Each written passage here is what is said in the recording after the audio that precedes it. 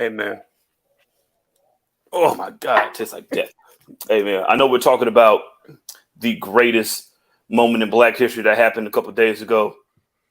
The brawl. We're talking about the man swimming out of the water. We're talking about my man, you know what I'm saying, Black Sandman, you know what I mean, hitting the man with the chair, or the Blexes surrounding them people. But we need to talk about the initiator of it, you know what I'm saying? The security guard that threw his hat in the air to let everybody know that the racists were coming. Shout out to Chris Paul Revere. You know what I'm saying? Shout out to you.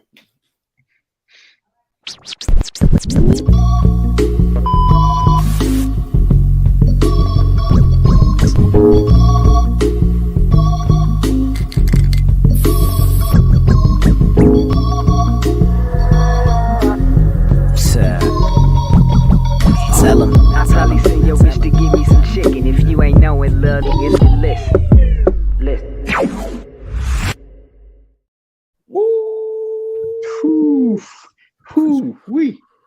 Who Kid, man. DJ Who Kid, DJ Drama, DJ Green Lantern. Man, it's so many. DJ Funk Master Flex, you know what I'm saying? Drop a flex bomb for that. DJ Academics. No. We don't want to talk about him right now. No, not he's right now. He's No. literally trying to get sued. He's literally trying to get sued. I feel like his career kind of tanked really hard when Freddie Gibbs told him he was a Teletubby. I think at that point it was like, how do you come back from something like that? Like, it's just like, all right, man, hang it up. I'm done. Like, I'm out. It's over. Like, I'm gonna twist your titty. Like, that's crazy. Wow. Hey, Jizzle, you were talking about you said a moment in Black history, and that it is. People are actually like going there, like taking pictures. It's a landmark now. Like, that's wild. And you know what's united. The crazy thing about it is we got Adam on the show with us, and where's the drop at? Here it is. It's on! Race war! Race war! Race war! Race war's on, everybody! It's going down! Shit is going down! So, hi, Adam. Welcome. What's going on, fellas? Thanks for having me. I appreciate it. Hopefully you'd have turned around and just walked the other way. You know what I mean? Like, ooh. Listen, I'm here for it, man. I'm here for it, guys. These are quite the circumstances. I don't know what I was more impressed with, was the chair shot or the accuracy of the hat throw itself, because I feel like it just went right up in the air, like straight up in a straight 90-degree line. And just Bobby Shmurda tutorials and all that. I was gonna say that, and I knew from my knowledge of early 2010s music videos, it's like that's a Bobby Shmurda move right there, and I felt like that was completely the right move. But that was those racists had to come in, and they deserved every second of it. I just wish that they had been hit harder. Did you see the photo, the mugshot of that chick's nose? Oh yeah. I was like, holy shit, just wrap it up right now. Like what? Like, bro. Like if there was ever a photo for me of like fuck around and find out, that should be in the dictionary right at the very top. So you see why we say protect Black women as much as we can? Did you see the way they swarmed? But they swarmed. Like, they couldn't wait to get off the boat. First off, my man jumped in the water. Like, we talked about him, but that has to be the scariest sight for a racist person who's been saying, like, yo, man, Black people couldn't even swim. Like, he's swimming at you at a high rate of speed. You know, you should have had the Jaws music behind him. Dun, dun, dun, dun, dun, dun. And then he hopped out the water. I was gonna say, and he got, like, the best part is he hops out the water and he just starts going for it. I can't do that when I get out of the pool. I need at least like three or 4 minutes to like get the water off me. Dude just got up and just was like, let's do this. Like, let's get it done. You're a Nagi Man. right off the rip. People are making t-shirts, mugs, paintings, artwork. Look at this. This is crazy. Look at my man's coming up out the water. The chair shot, you feel me? Wow. I love it. I love it. This is nuts, man. Like, Why? Look at Black Raven. You know what I'm saying? Like, can you imagine getting surrounded by just a slew of angry black people who've been waiting for this? Like every black person has had this thought in their mind, like, yo, man, if something went down, I can't wait. And then like to get your dream. Yeah, bro, like a murder of black people who want it, like, they don't even know who you are. They just want to hurt you. It was amazing. I'm literally watching all of this unfold on Twitter. I don't remember. It was the 5th. It was my birthday, by the way. So it's I was watching it unfold, and I'm like, just as I'm scrolling, I'm like, there are literally hundreds of different views of this video, and I just can't stop watching it. I'm like, this is fucking great. Oh, it's so good. So good, man. I love it. Like you said earlier, I saw the mugshot. Like her nose was like Shock G when he did the Humpty dance. Oh my God. Getting busy in a Burger King bathroom. Would have been better. She would have had a better use of her time doing that, gentlemen. Telling the chairman, it was like, hey man, you got to turn yourself in, because everything was going good. Like the cops weren't jumping in, they were just like letting them have a free for all, and dude like started hitting the chair on the woman that was down. It was like, all right, bro, this is on camera. We're gonna have to at least put you to the side. He blacked out. Like, yeah. I blacked out. I don't know what happened. What did I do? Yeah. It was like, facts. Jesus Christ. Well, let's go ahead and get into it, though. Ladies and gentlemen, people with jobs, people without jobs, middle class, upper class, high class, all that, cat, snakes, chickens, duck, because we review another episode of the Public Enemies podcast. I believe this is episode 267 of Pro Wrestling's Breakfast Club. I go by the name, Oh My God, Graham. Of course, Benny the Butcher, the son of Mars, is in the building. My light-skinned friend, my brother. How you doing, guy? I'm Barry great. Pat on the back. I'm great. I fell asleep 10 minutes before the show, and I'm not fucked up at all. There you go. There you go. I'm with that. Trap McAfee. What's going on, Jizzle? Oh man. I am drinking. This is gin. Actually, I feel like there's nothing in that cup. There was the last little drop that went into my mouth, and I'm upset. I might have to go out and get some more. But I am great. You know what I'm saying? We got, you know what I mean? We got a guest, you know what I'm saying, drinking sparkling ices, you know what I'm saying? Could we drink them too? You feel me? Shout out to Sparkling Ice, you know what I'm saying? Give us a sponsorship. You know what I mean? You deserve it. You deserve it, guys. This is good shit too. It's the berry lemonade. I got the lemonade pack. It was fucking like, this is fantastic. Oh, this so you was at Sam's Club too, you know what I'm saying? That's what I got. Listen, you know what I'm saying? Listen, that's how we do it here in the Barnard house. That's how we do it. And if you are listening, if you're not watching live, if you're not checking out the playback of this, that is the voice of my guy, Adam. He is the host of Foundation Radio, Mind of Meanie. How are you? Doing good? Great, doing well? guys. I'm doing well. I'm recovering from a bout with COVID-19 right now. So I am happy to be with you guys. Gives me something to look forward to instead of being stuck in the house all day.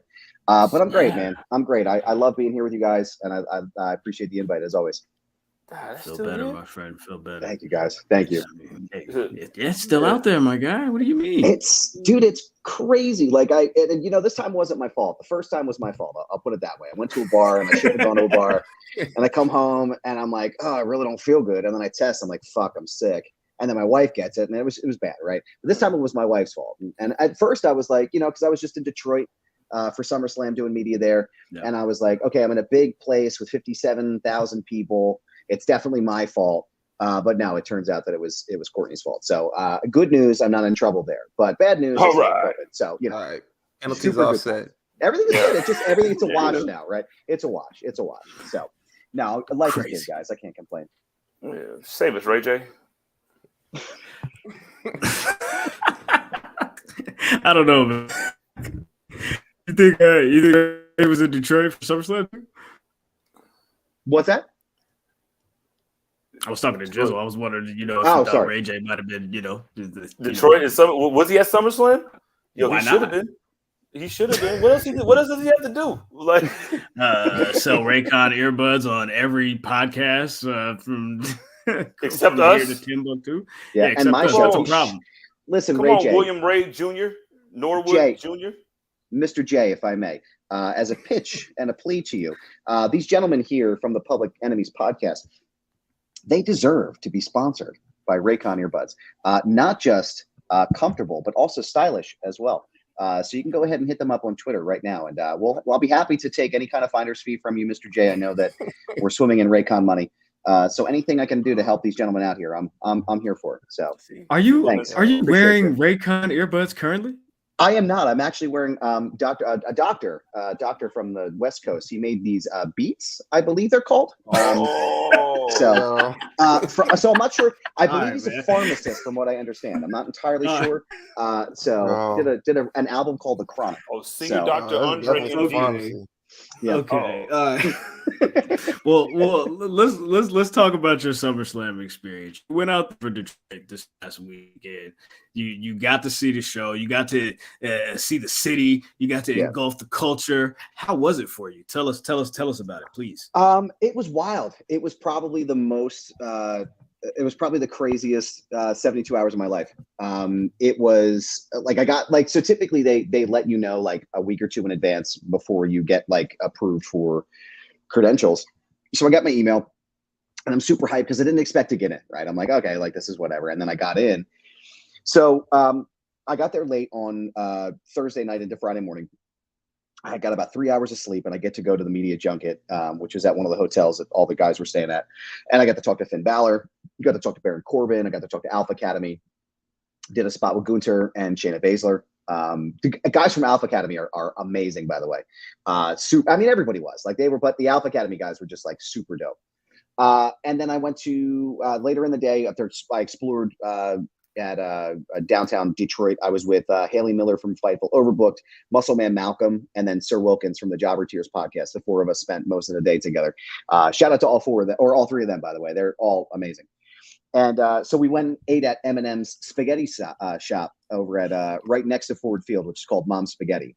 And everybody was complaining. They were like, not us, but everybody was like, oh, it's like what you could make at home. And I'm like, well, isn't that kind of the point if it's called Mom's Spaghetti? Like, isn't that the point of going? Like, but I digress. I'm like, okay. So, I don't want to cut you off. One question: was anybody throwing up the spaghetti? Okay. No one was throwing it up, but what they did have on the inside of the store was just a repeating loop of him saying "Mom's Spaghetti" over and over and over. No, I'm just kidding. No vomiting, no vomiting anywhere. No, they were actually playing like really great music, like "Ain't Nobody" by Shaka Khan came on, and it's one of my most viewed reels from the weekend. So it was pretty amazing. I'll send it to you guys. No, but it was like I said, Detroit was beautiful. Like it was a really cool place to kind of explore, take a look at, and then So then the next day I get to Ford Field to get, to go and see SummerSlam, and being in the press box, like you're up like super high above the stadium, like you're up like way above the nosebleeds. And it's kind of surreal for a minute as you watch people like start to pile in and you see like just this mass of people, right? There's 59,000 people in the stadium and getting to watch the show kind of from like the back end was really cool. The pyro was insanely loud, like way louder than you could possibly imagine. Being up because you're up that high, so it's like pretty much right in front of you on like the opposite side. No, it was wild, man. It was very cool. The only thing that I didn't like was the Uber situation after the show, but it was a shit show for everybody. So next time I'm like, I'm going to rent a car. If I go to Survivor Series, I know what not to do next time. But no, like it was an honor to be there. Shout out to the press team at WWE. And everybody who was a part of that at Ford Field. Like they were so accommodating and so great. It was a really great time. That's awesome. Biggest show of the summer with the AB that we only trust, the only AB that we trust in this world. I mean, I hope y'all talk to him. Shout out to, So was Gunther bumping T Grizzly? Because the way he be hitting people, it sounds like he be listening to Detroit drill music. I would imagine that's probably what it was. Like when I walked up, I think I don't know if it was Detroit specifically, but I did overhear some Pop Smoke in his headphones. So I was like, all right, this guy he's serious about his music. Now he was super cool, man. Like he's like him and Baron Corbin, like you can see them on TV, but like they're so much taller than you would imagine. Like I just like the discrepancy. Like you see the photo of me and Corbin, it's just like Laurel and Hardy, you know what I mean? It's just like this massive man, and shout out to Baron Corbin too. He's actually he hung around in the same town I did here in Westchester, Pennsylvania. He was friends with like Ryan Dunn and Bam Margera and all those guys. And we were in the same circle for a while. I'm pretty sure we crossed paths at one point. but we never we just don't remember each other. So yeah, super great guy. You know, everybody was super cool, but Gunther was he was serious. Like he was very serious in the press interviews. Like he was fully in character, I feel like. So no, it was cool, man. It was a cool time. That's hella dope. I mean, if you can murder somebody with a chop, then you would think that, you know what I mean? Oh, what you gonna say to me, dog? Yeah, I'm listening to Pop Smoke. You know what I'm saying? I didn't want to step out of line because I knew those hands. His hands were like fucking knee claws. You know, they were huge. And I'm like, all right, I'm not playing this game. I'm not doing this. Just massive fucking hands. Kawhi, Gunther, Leonard. That's what I'm talking about. Gotta add 500 more days onto that reign.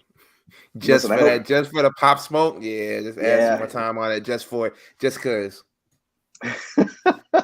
Well, he's gonna beat the fucking Honky Tonk Man's record in a couple of days anyway. It's gonna be 30 days, I think. Which, like, can we be honest about something for a second, if I can, gentlemen?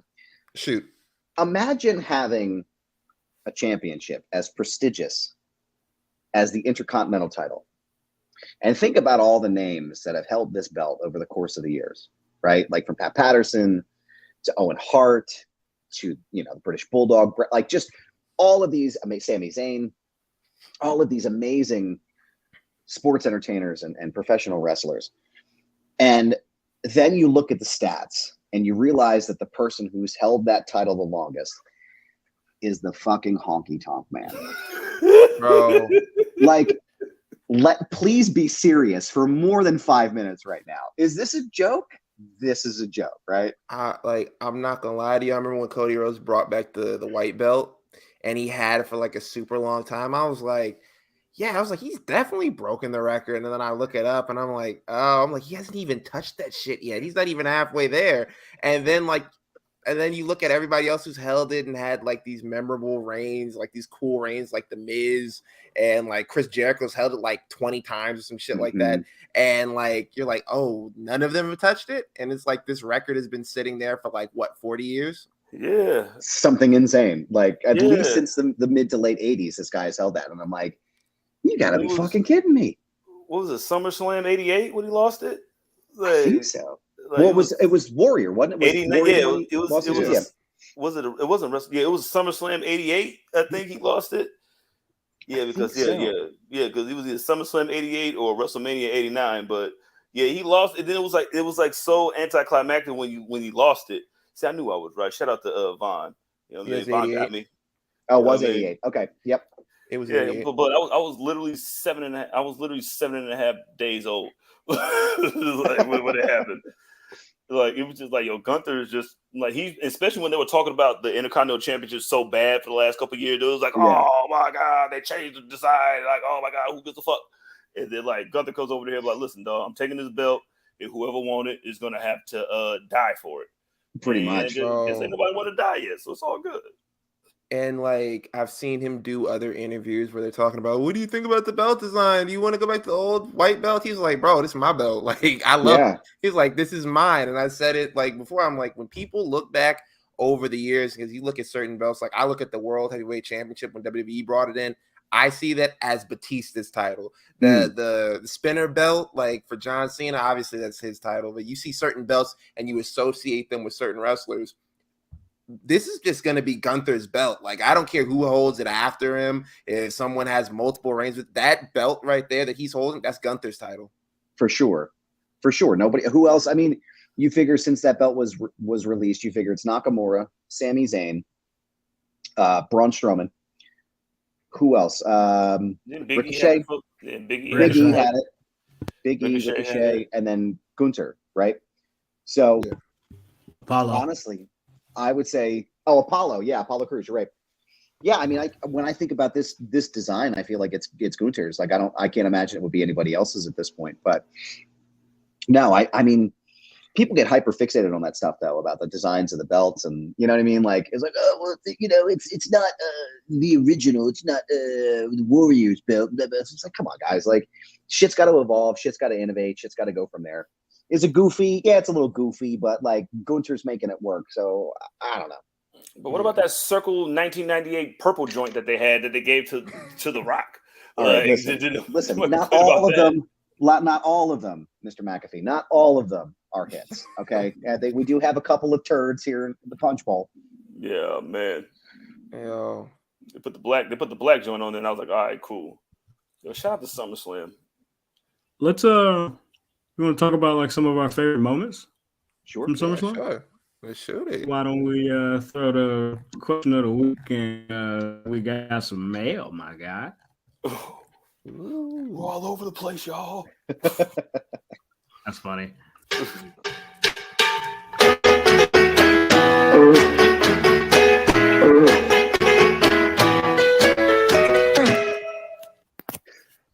Yeah, Blue's Clues is a fucking banger.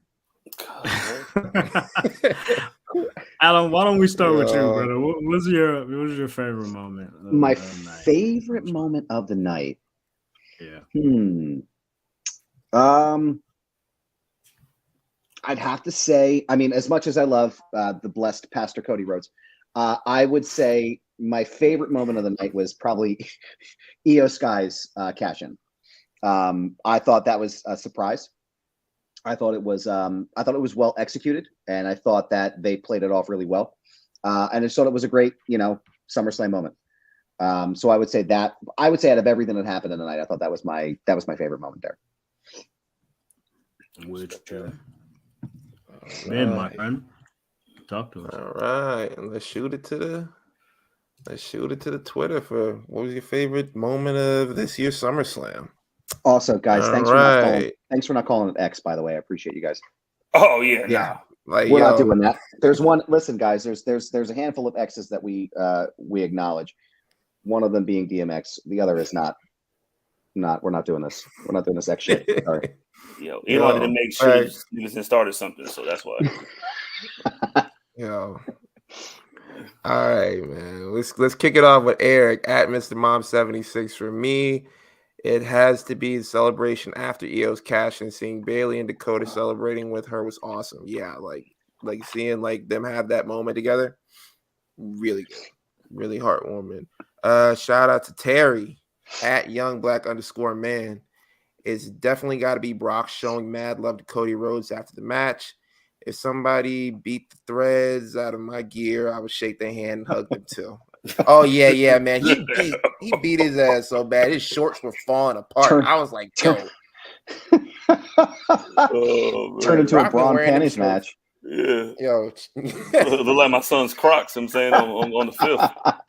Bro. You got to put him in sport mode. Hey, shout out to Amante. Amante says, best moment of the night. Come on, man. He said, when I got Wingstop and Sprite to wash it all down. Come on, man. Come on.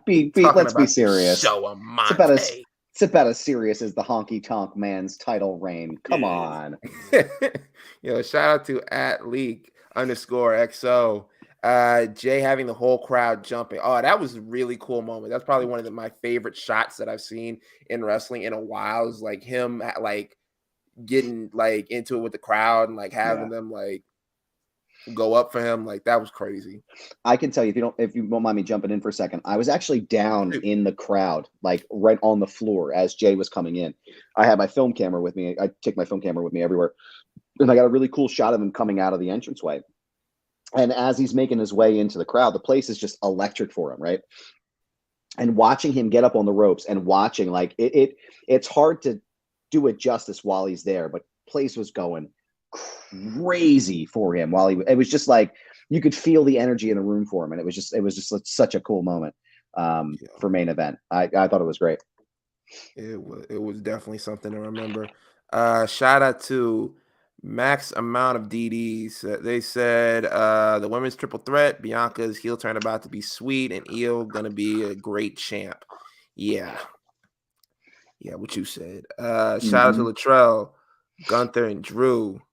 Jamie says Brock going off script and shaking Cody Rhodes' hand after the match.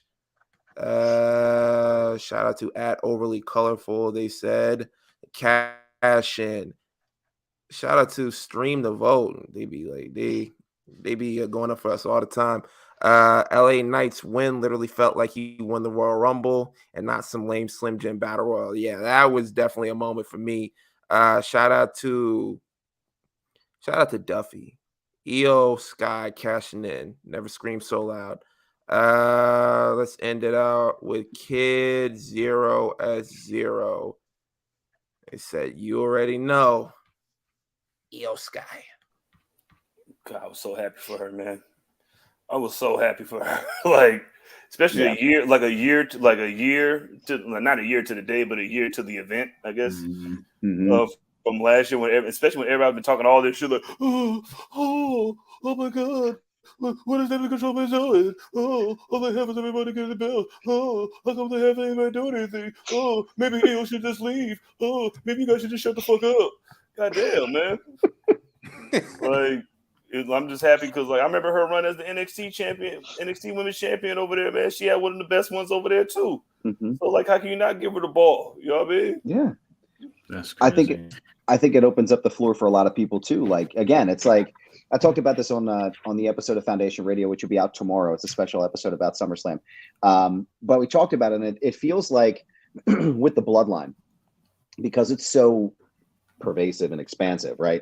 There's a lot of guys who feel like their stories or their trajectories are kind of like stuck in neutral right now.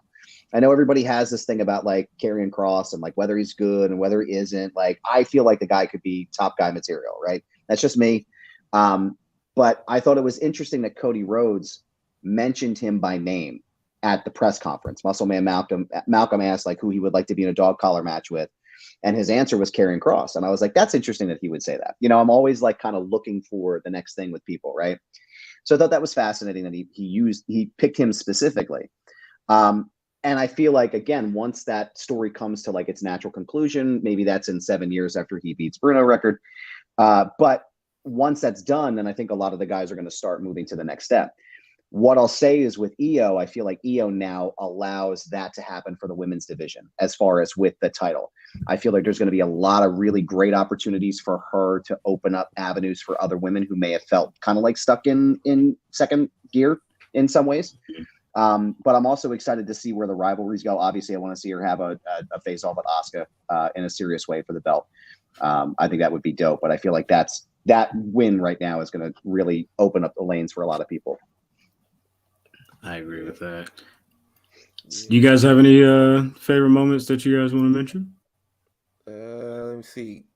Yeah, Cody like getting his hand raised by Brock Lesnar, like he's just looking confused at him, like what are we doing? Because apparently they said that was like him going off script or something like that, and it just furthers my point that this man loves Cody Rhodes, man. Like he loves Cody. Like when he was selling for him, like back a few months ago, I know he said it and everything like that, and like, you know, he'll sell for you, but this just solidifies it, man. Yeah. Like him putting Cody over, he didn't have to do that. Like no one told him to do that. That was just him going off and being like, yeah, like this is the guy. See, hey, bro, I think it was, man, when Finn Balor was giving Damian Priest the look that Otis gave David Ruffin when he showed up late. He was like, bro, he slid his little thing and he was like, I'm losing you. You know what I mean? Like, it was so, like, just the way he looked. And then all of a sudden, just to be friends later anyway, like, oh my God, yeah, but I mean, I know I cost you the match and whatever, but you saying that was your fault. You were just too slow. Maybe the demon would have made it work. Probably. That is hilarious. For me, I'm gonna go with the Bianca knee spot. She fell out of the ring and and I haven't seen anything about her seriously being injured, so I'm assuming that she's just a really fucking good like actress in her position in this spot. You feel me? Because she sold me a ticket. I was like, whoa. Oh my God, no, not Bianca. No. Yo, and man, when she came back and did the 450 and just the whole, geez, that was dope. Bro, let me tell me why I'm watching this and I'm like watching with my wife and she's like, Bianca's seriously hurt. And I'm like, nah, she's selling that shit. And then I'm like, wait, is she? I'm like, is she really injured? Yeah. And then when they were kind of like standing at the ramp for like a little while longer, like maybe like 2 or 3 minutes, I was like, yeah, she probably just gonna come back down. But they didn't really have me on the edge of my seat. I was like, But is she though? I'm like, maybe they're just walking back slow because they don't want to mess her leg up anymore. But I was like, definitely like having me in the palm of my hand. Yeah, prime Bret Hart. Yeah, I can tell you, everybody in the press box, we all just as it happened, we all went, "Oh shit! This does anybody know? Is it like we're all like, how can we figure this out?" Right? As soon as I saw all those people running down the aisleway, though, like nobody threw the X up. I was like, all right, wait, like I think we've been played here. But no, she sold the shit out of that knee injury. I'd have been in the press box. Tony Khan will pay for his crimes. Yo, would have been in the press box. I'd have been like, yo, man, where is Sean Ross Sapp? I need answers. Right, man. He was there. I was kind of like, I was looking for him or Houseman. I was like, which one of you guys is going to have the answer faster than any one of us? Because I needed to know. I'm on Twitter. I'm like trying to refresh. It was wild. Sean said, calm down. I'm teaming with MJF right now. I want to know which one of those guys would have the answer to our news bit for Small Package News.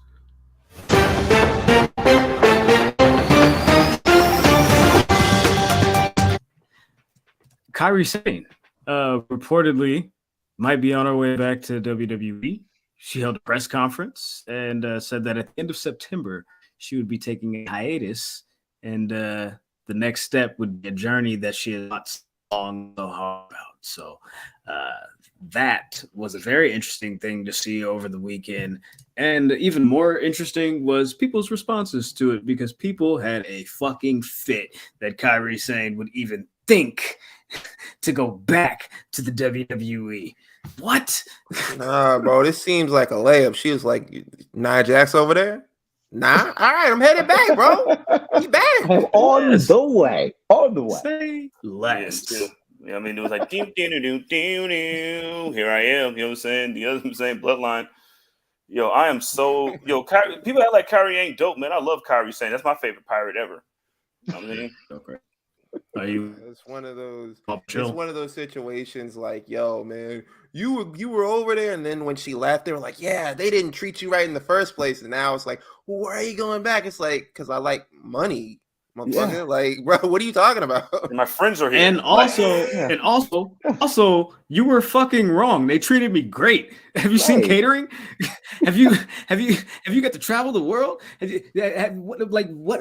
I love these people. They love me. What are you talking about? You don't even know us. You don't even know us, bro. We eating salmon every night, bro. What are you talking about, bro? I gotta get a plate of the catering. But the sick thing is that the same thing that you're getting mad at me about is the same thing that you praise Adam Cole for going over there to AEW for. So you're gonna get mad at me for going back to with my friends and the people that I know, and then you get a whole bunch of money to do it. Like, come on, bro. Like, what are you talking about? How was the food in the press box? It was unbelievable. I was actually going to mention that. It was crazy good. Like, I go up there, they have a whole spread of like really fancy, nice like burgers, right? And I'm not talking about like McDonald's type of shit. They had like brioche buns. They had like gluten-free buns. They had like the top shelf everything. They had like grilled chicken with all kinds of like crazy sides. I was like, so this is what they're talking about with the WWE catering. Like they don't spare any expense. And I'm like, all right, so you know me, I'm from Philly. We're gonna load up our plate. All right, we're gonna fucking take 3 cheeseburgers. We're gonna take like 3 or 4 chicken pieces here because we gotta sustain over the course of the night, right? Ain't nobody bring no fall up there. Ain't nobody bring no fall. They wouldn't let me bring it in. I'm like, all right, we're gonna take a goodie bag here. You know, I'm stuffing it in. I'm like, I gotta stay up tonight to get to my plane. Like, Papa needs to eat, you know. So it was to put it in your purse. That's that's the thing is they had C4 too everywhere. The energy drinks, they had that collaboration. Mm-hmm. It was like, I mean, it's like luckily I can't taste anything right now because of the COVID, but it was okay. It was okay. Like it was. I think it was sick before you came on here. You can't. You can't sell Prime no more. You know what I'm saying? Because that's insane. That Prime got that heroin in it, so you can't drink that no more. It's got that. The next one. It's got whatever they put. It's like you get 5G drinking that stuff. You're like, oh, this is great. Like I'm alive now.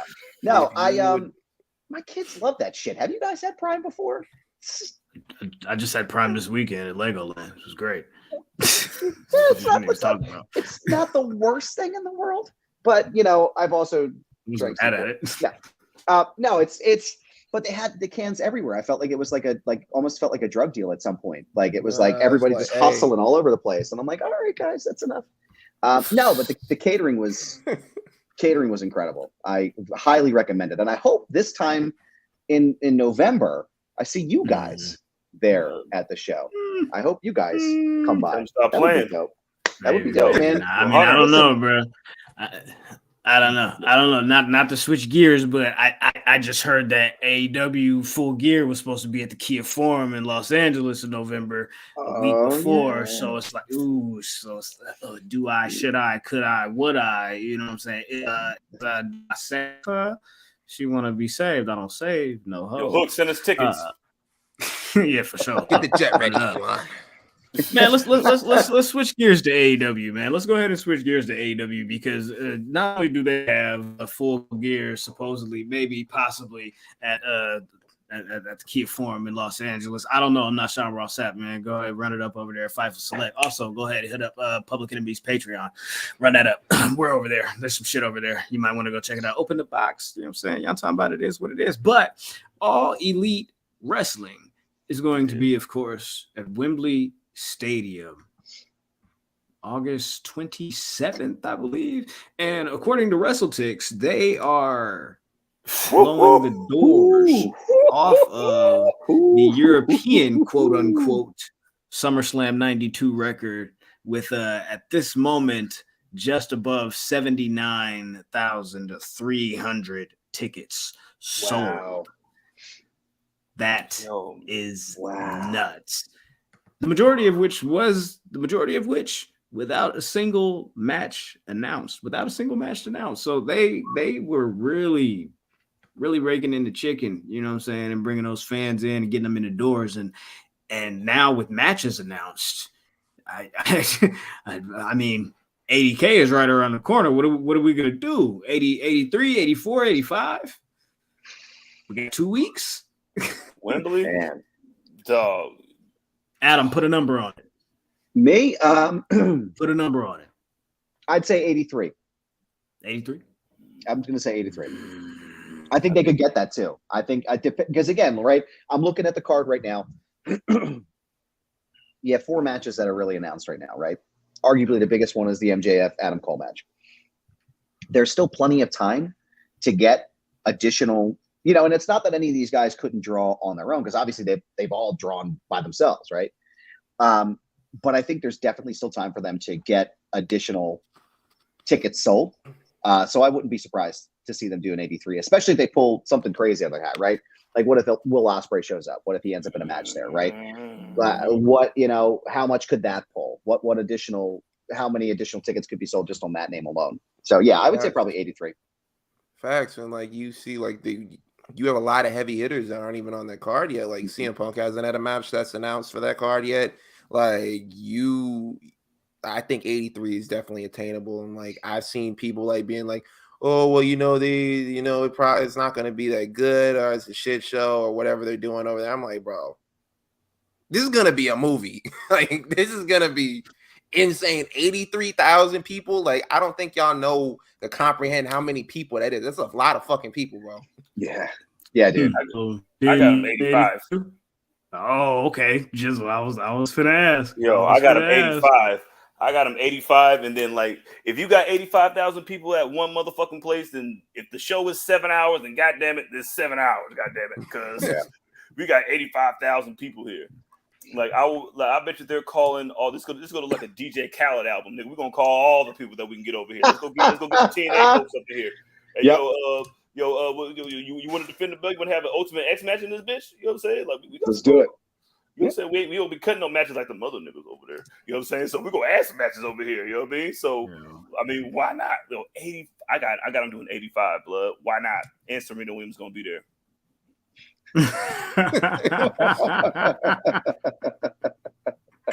Okay. I'm gonna go with 84.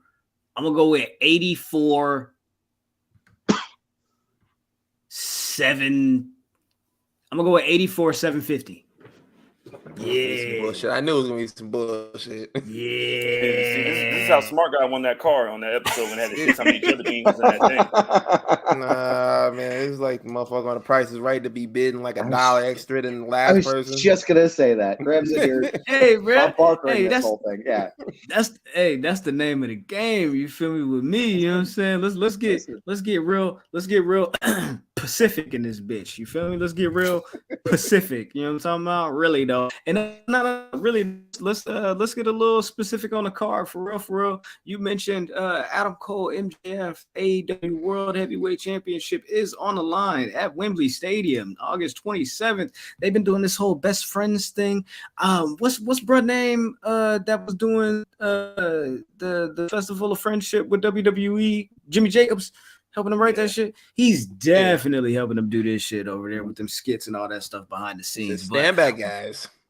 Jesus, he's really though. You know what I'm talking about? What do we think about this build as it is? You know what I'm talking about, Adam? And where do you think it's gonna go from here? Do you think somebody's gonna turn on the other? You know, what are you seeing here? I mean, I've been enjoying it so far because I was a fan of the Festival of Friendship. I see the parallels to the story. I think if anything, it feels like the real common theme will just be that MJF eventually will do the turn. It feels like that's going to be the move. I don't necessarily know if I could see Adam Cole making the turn at this point. I think MJF's going to retain. I don't think Adam Cole is going to get the win here. I think MJF is the guy right now to hold the title, especially because I think now that Punk is back in the scene. And I feel like that's where they're building to as well, right? With the X on the title and everything else. Like, I never lost. I always thought that was the story that was going to happen initially. You know, I always thought that was going to be like the big build before the brawl out happened was going to be Punk and MJF. And I still think that's going to be an incredible story. So I could see this being a really solid match, though. I'm a big fan of Adam Cole. And I think he's long overdue for this title shot, or any big belt as it is. But I don't see him going over at this one. I think MJF's going to pull it off.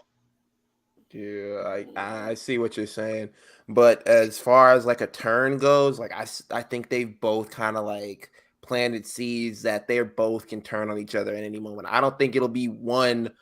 I think it'll just be both of them turning on each other at the exact same time. Like that would be a way for it to go, because tonight, you know, we see kind of like some more cracks in the foundation, like when the segment that they had where Adam Cole is talking to MJF, and he's like, you know what? We should get some tag team gold. We should go after the Ring of Honor tag team titles. And MJF is like, you know, I don't really want to do that. Adam Cole talks him into it. And then we have Roderick Strong come out there, and he's just like crying. Like, this man has like tears in his eyes. Like, whoever said that Roderick Strong wasn't good on the mic, or he was like boring or whatever, one-dimensional, y'all some liars, man. Because this man came out there with like tears in his voice. He was like, come on, man. Like, I'm your friend, bro. And you gonna trade me up for him? And like, when MJF started going in on him, and he's like, you're a bland bitch. My heart went out to Roderick Strong when his voice started breaking. He was like, I'm not a bland bitch. Like, I was like, yo, get this guy, get him something, man. Because like, he was cooking. Didn't he say something about Hulk Hogan snorting him too, if he was any whiter? Oh shit! Oh my goodness, MJF is so. I think the best part about this MJF Adam Cole thing is just like the way the title match came about is just the total opposite way of how title matches for big shows come about. Just like, yo man, you're my friend. We should just go out there and compete.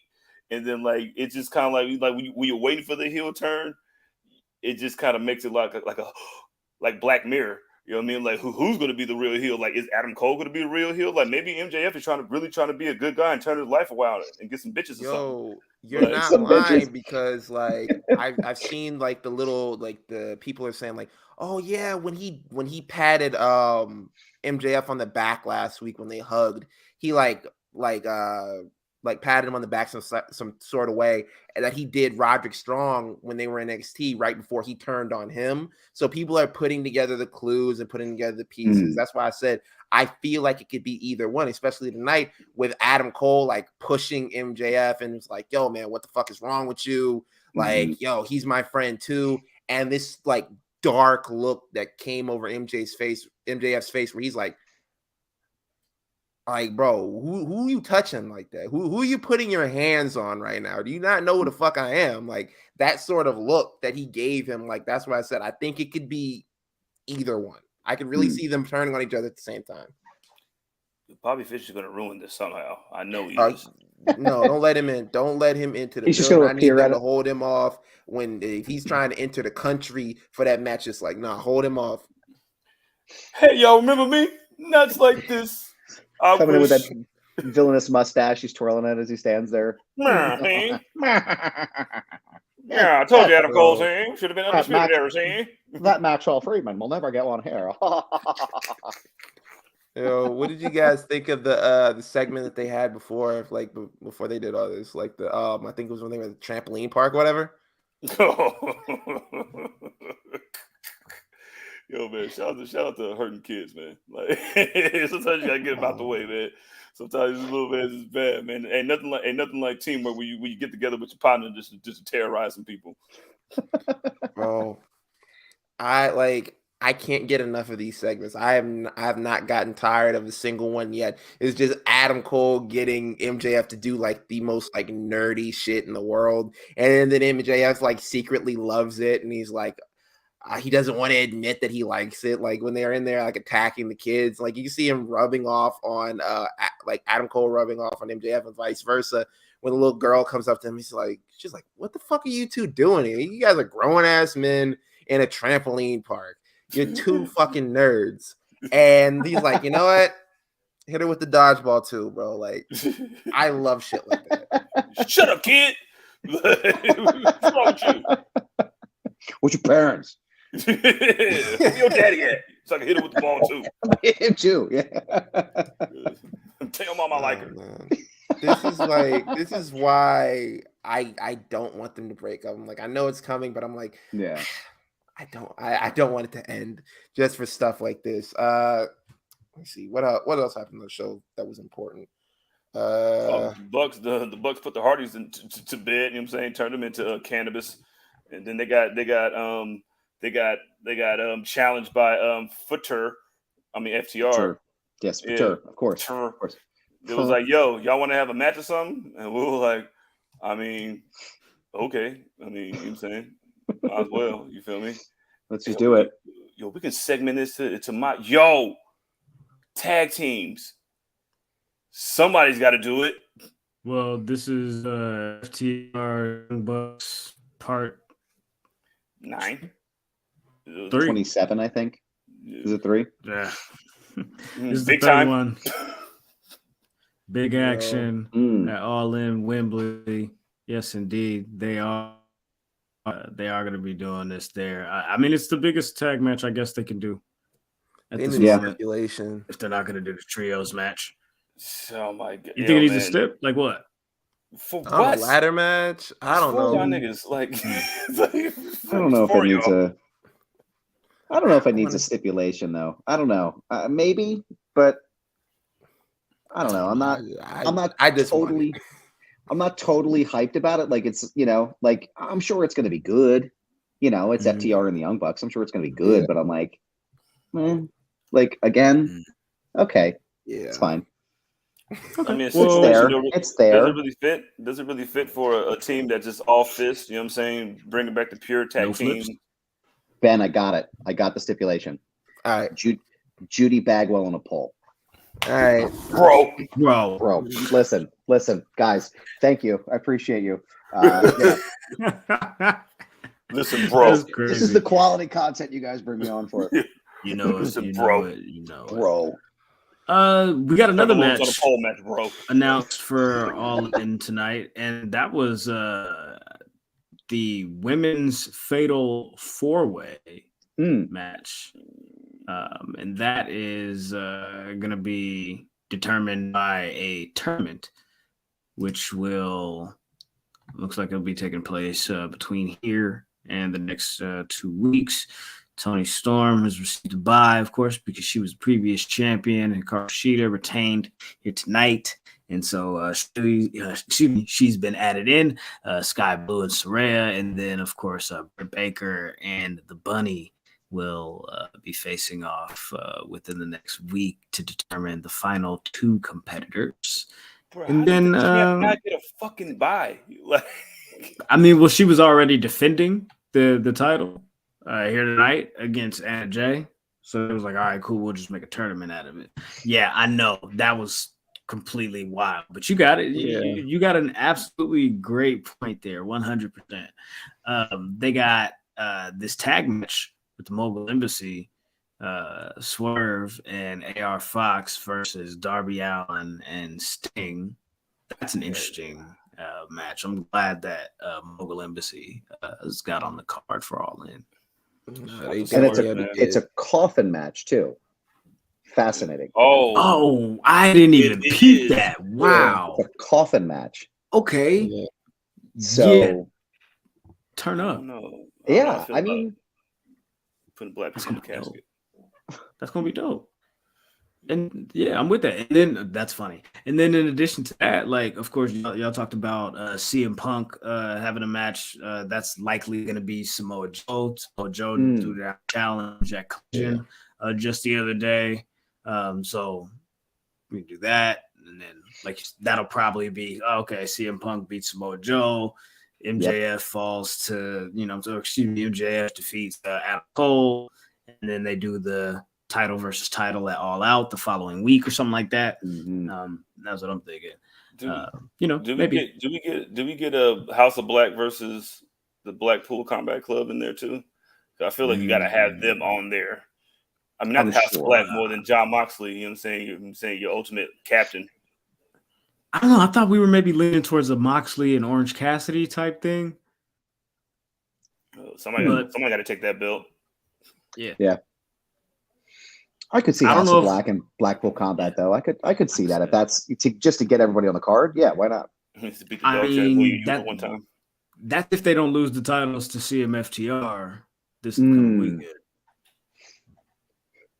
Is that on Collision? Yeah, that's on Collision. AEW CM Punk Collision.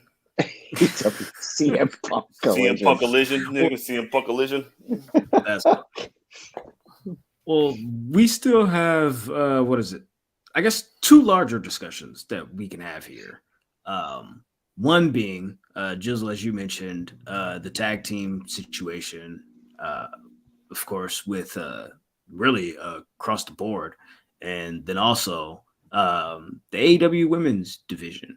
And I think what we could do here, just to have a little bit of fun with it, maybe we should throw it to the AEW women's division first. Because I think this one could be this one is more so like a group project. This one is more so like a group project. And so what I'd like to do here is take a look at what you guys think could possibly be the AEW women's division starting lineup. There's been some talk lately, of course, about what's going on in the AEW women's division. Ben, there was the situation just last week with what's the young lady's name, Lufisto, who had some things to say about her experience. This was about a year or so ago, but it did cause a big uproar online, and of course backstage there was damage control going on and all types of stuff. So I don't know. I don't necessarily want to dwell too much on the negatives of what was happening there, because we all know that there's some things that they can fix. There's some things that they can do to make the division better. I think what they're doing here, the champions that they have right now with Athena, Chris Statlander, and of course Hikaru Shida, that's a great line of champions. I want to know, in you guys' opinion, who would be the top 5 women in the division that can kind of really get this thing going and really be the anchors of this division. And I want to kind of do like an around the horn type of thing where everybody gets to take a pick, and then I guess we'll decide on the final one together. What do you guys think? All right, that's good. Yeah, Good which way? idea. Okay. So we already know, as I just mentioned, the AEW Women's Champion Hikaru Shida. Shida F baby, please say the baby. Athena is the ROH Women's Champion, and Chris Statlander is the TBS Champion. Why don't we go ahead and give it a go? And chat, you guys can chime in as well. Give us your thoughts on who you think should be the starting five, or who you would pick as your starting five. And hell, why don't we even throw in you know what I'm saying, a sixth woman? You know what I mean? Why not? Yeah. Y'all need Jamal Crawford on the team. Jizzle, would you like to go first? Oh man, absolutely. You know what I'm saying? Are we excluding the 3 champions, or can I add them into my 3? Well, pick anyone that you'd like. Just go ahead. Just go ahead and pick one. Pick one, and then we'll go around. Okay, yeah. The pick that I'm picking Willow Nightingale.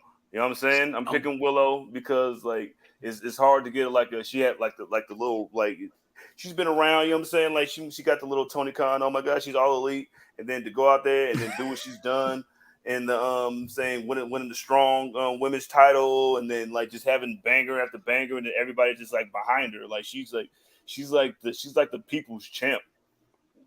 Like she's like everybody's favorite. Like her little run these last couple of months has just been refreshing. It's just like everything that like you can really get behind her in all aspects, like from and like all like a 3 like we call it a 3-level player. You know what I'm saying? Like she's a 3-level player. You know what I'm saying? She can appeal to the guys who are just like, yo man, she dope. You know what I'm saying? She's kind of sexy. You know what I mean? And then the girls who are like, oh my God, she's so dope. Like, da, da, da, da. And then like the real wrestling purists who are just like, yo man, she could be dominant, but then she could be nice. And she's a good character. You know what I'm saying? For the neck beards out there, so she's a 3-level player. So I'm picking Willow. All right. The neck beards. So real quick, you know what Willow is, Jizzle? You know what she is?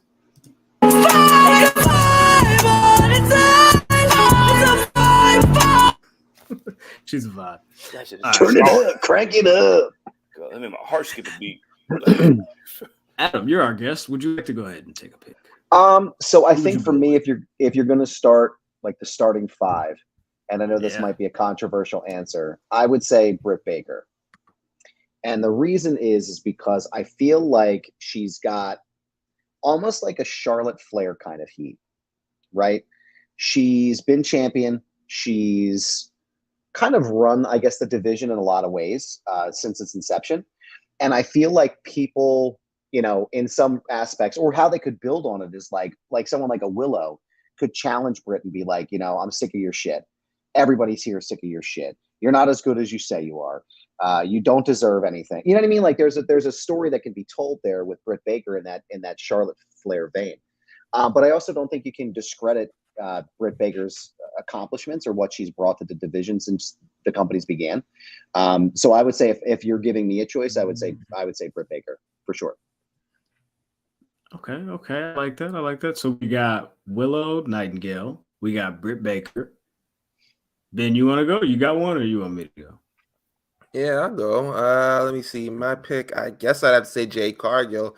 And for the simple reason that you need star power on it. Like you need someone, like you can have like, you know, your technical wrestlers, your submission artists or whatever, but you need star power. Like people would see Jade Cargill like on the show, like they would see her like online or whatever, like the clips that AEW posts, and they'd be like, yo, who is that? Like they went to like different like basketball games and stuff like that. Like they'd be sitting courtside and they'd be showing everybody, and you see that she stands out as a star. Like I'd bring her in and like make her part of that, like, you know, that big 5 for the star power. Like you're gonna have to get her back though, because like we don't know when or if she's coming back. Like if I'm Tony Khan, like I'm putting whatever amount I can to bring her back. And like on top of that, she was like committed to, you know, getting better. I see a lot of people, you know, saying, oh, she's not good in the ring. Oh, she's not this, she's not that.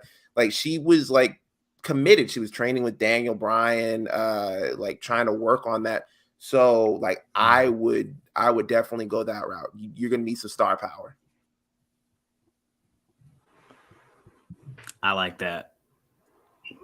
We got Willow, Britt, Jade Cargill. I am going to go with.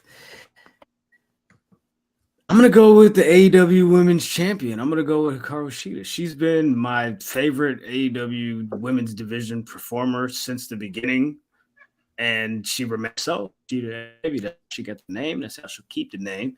And her with this second reign, I believe that she will solidify herself as what some and many have been calling her. That's the ace of the women's division.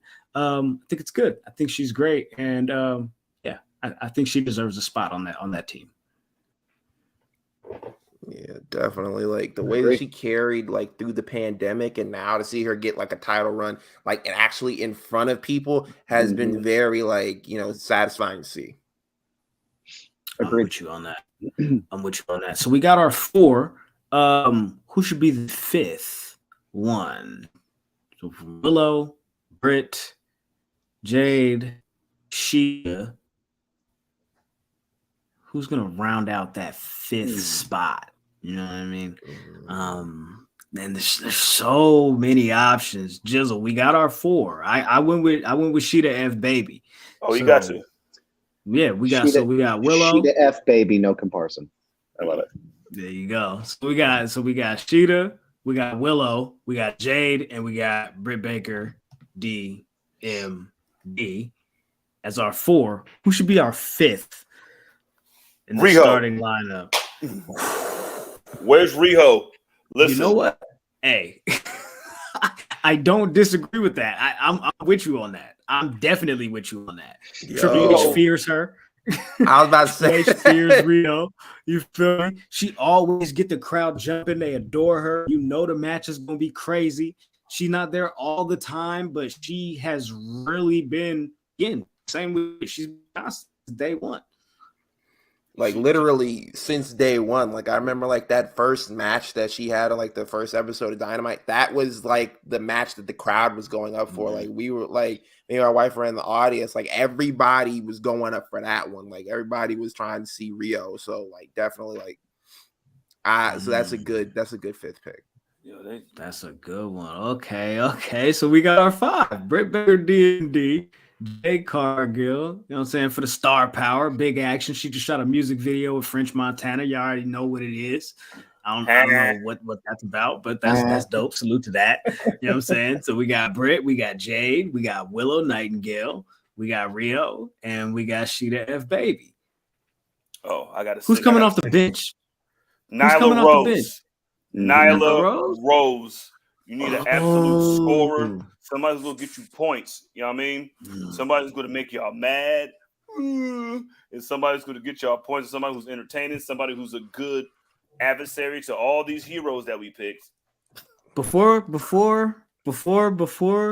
we go with that, and just run down a list of people that we did not pick yet.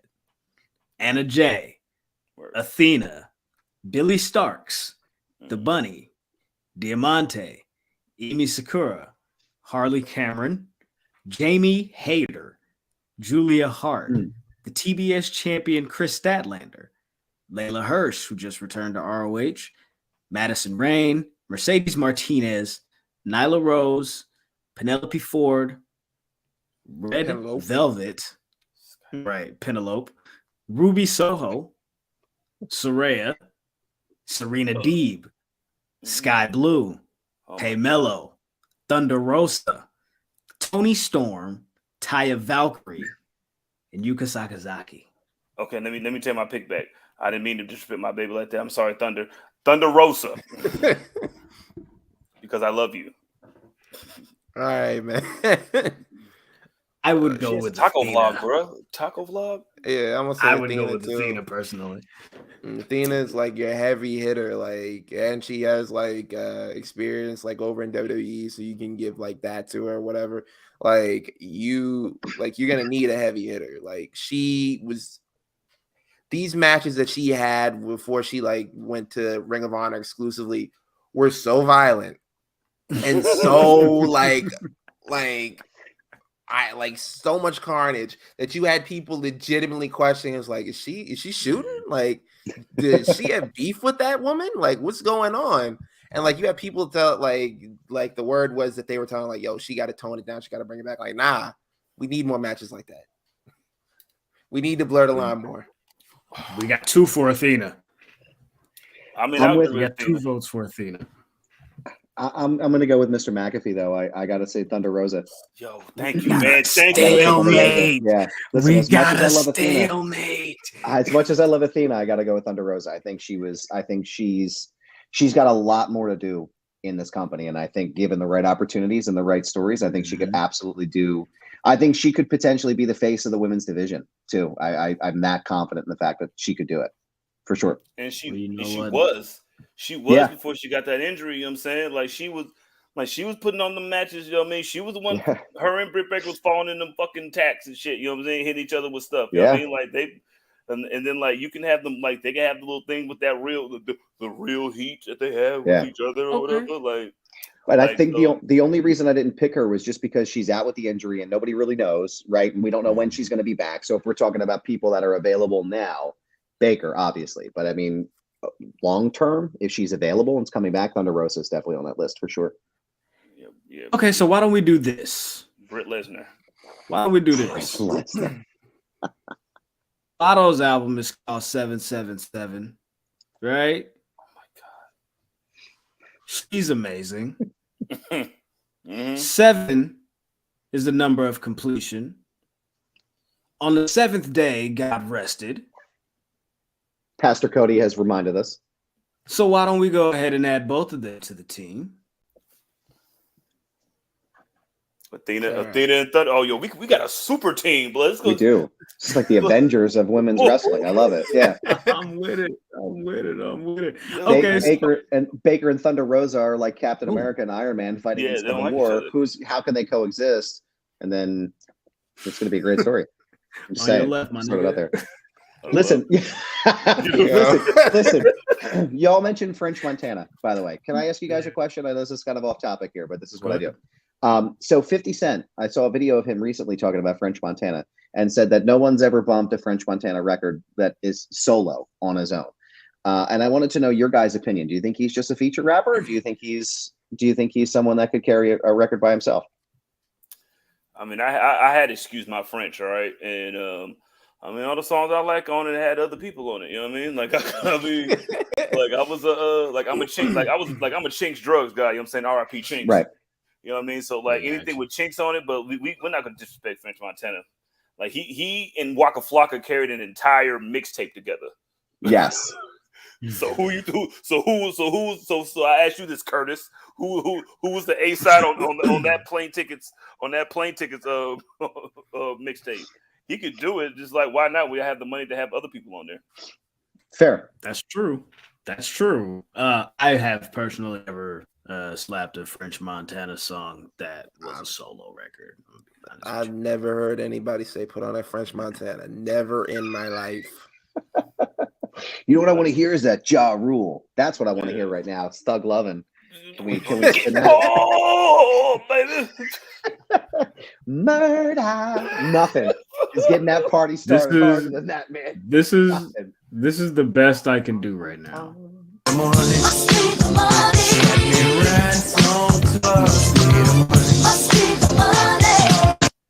Let's go play Mary J. Blige, man. I'm about to say, hey, listen, I'll take it. Oh, what? Oh, Mary J. Blige. I mean, I could go one up. Drop that track. Crispy chicken, fresh lettuce, free cheese. You know it's back. Yo, shout out to Mendices. You know it's back. Man, so who's gonna rap? What? My ear. The headphones are on fire right now. That was a level of heat that I wasn't prepared for tonight, guys. Well, let's run it back again then. Run it Got back. that track. Run it back. Chicken, fresh lettuce, Jesus. Man, have you doing the King Von dance over here listening to that? That is crazy, man. Well, we talked about the AEW Women's Division. We got our starting lineup. We've got Britt Baker, Jade Cargill, Willow Nightingale, Hikaru Shida, Thunder Rosa, Athena.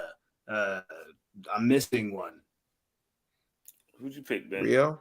Riho. There we go. Rio. My bad. Riho. There we go. I apologize. You're talking about that is what it is, but there's still an issue. I feel.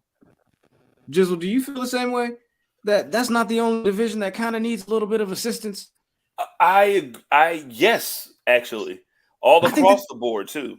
All across the board. Well, not all across the board because Impact is doing their motherfucking thing, and they just be kind of over there on their island, surviving, rocking, straight line. You know what I'm saying? It is what it is. We ain't going too high up. We ain't going too high low. We just stay in the course. You feel me? But let's talk about a little bit of tag team turmoil because these divisions right now they need a little bit of some milk. They need some milk. They need something, man. They need something. They need something, man. Not only does the WWE tag team titles both, you know what I'm saying, what are the undisputed universal tag teams? I don't even know what they're called. The undisputed tag team titles, Something. the AEW tag team titles, the WWE women's tag team titles, tag team turmoil. What is going on here? You feel me? Maybe with what's going on with the Young Bucks inserting themselves back into the tag team division. Did you know that on Dynamite tonight, they said that the Young Bucks, this match that they had with the Hardys was their third tag team match in a calendar year. Damn. I mean, they were suspended. Really? They were suspended for like 2.5 months, and then they just been in trios ever since. But third tag team match in a year, and it feels like it. They're putting up Roman Reigns numbers. You know what I'm saying? Ben, you said what you say last week. When the Young Bucks and when the Elite aren't on the show, you can feel it. You can see it. Like it's evident. You know what I'm saying? So maybe them inserting themselves back in will fix this. Go ahead, take it off.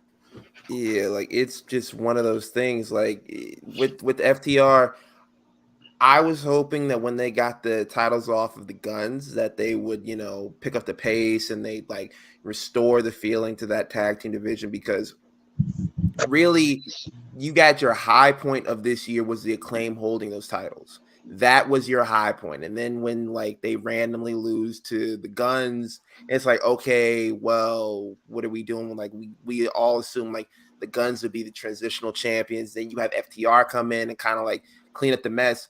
But they've still just had to remind like management, like, yo, we're the champions. Like, it's not a good sign when you have to make tweets and be like, why am I not on the card? It's not a good sign when you have to make tweets and be like, where's our like tag team championship matches and things like that. Like, it's not a good sign. So sending in the Bucks to do like clean up on these titles, like I understand it. Like, I know, like they need, like those belts need a factory reset.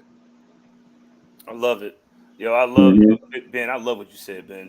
That's so crazy because, like, I know it's a lot of tribalism in this IWC that we're ranked 9th in, and I know that you would say you want to say that this person treats the division better than this person, but let's keep it real. AEW gave FTR them tag team titles to keep them to stay. You know what I mean? Just like buying a woman a ring when she's about to leave you. You know what I mean? Like they gave them titles to stay the same way WWE about 3-4 years ago gave them the fucking titles to stay. You know what I mean? And I remember we were talking about this earlier. I was like, yo, man, like it feels like all the good tag teams are just putting trios matches and shit now. You know what I mean? So what are you gonna do? What are you gonna do with the tag team division where they have enough teams, and then like you can make teams up? You know what I mean? Even though they hate the little, you know what I'm saying, put the little paste together teams or whatever, but that shit works sometimes, you know what I mean? Like, but the real teams is the one that you ain't trying to give no shine to. Like, there's no way that fucking Kaden and fucking Katana shouldn't have these goddamn belts, dog. Like they should have had these belts from jump. Like they should have had these belts from jump. They're the only real women's tag team. And if you were to make these women's tag teams do something, then you have to establish these teams and give them time. I understand that shit, but still, what about the men's tag team channel in WWE? They've been involved in the bloodline joint. You know what I'm saying? They ain't really been fighting people like that until Sammy and them took that off of them. But then now they're both hurt. So like I think in order to get this tag team division like in pro wrestling in general together, like you're just gonna have to put some teams together and make them stick together, man. Like, I remember Kofi was an Air Boom, and then Air fucking Carlito like 2 years ago, because the Air wanted to smoke spice. You know what I mean? Oh, and then, you're not lying about this Kofi Kingston tag teams, because he was like you said, Air Boom. And like I think Evan Bourne, like he gets injured and he ends up leaving or whatever. Spice. And then like without missing a beat, he's in a tag team with R-Truth like the next week. Yep. And then like after that, like he's in another tag team. Like he was just moving around. Like they didn't know what to do. And sometimes those pace tag teams, like I look back on like some of the tag teams like that they had.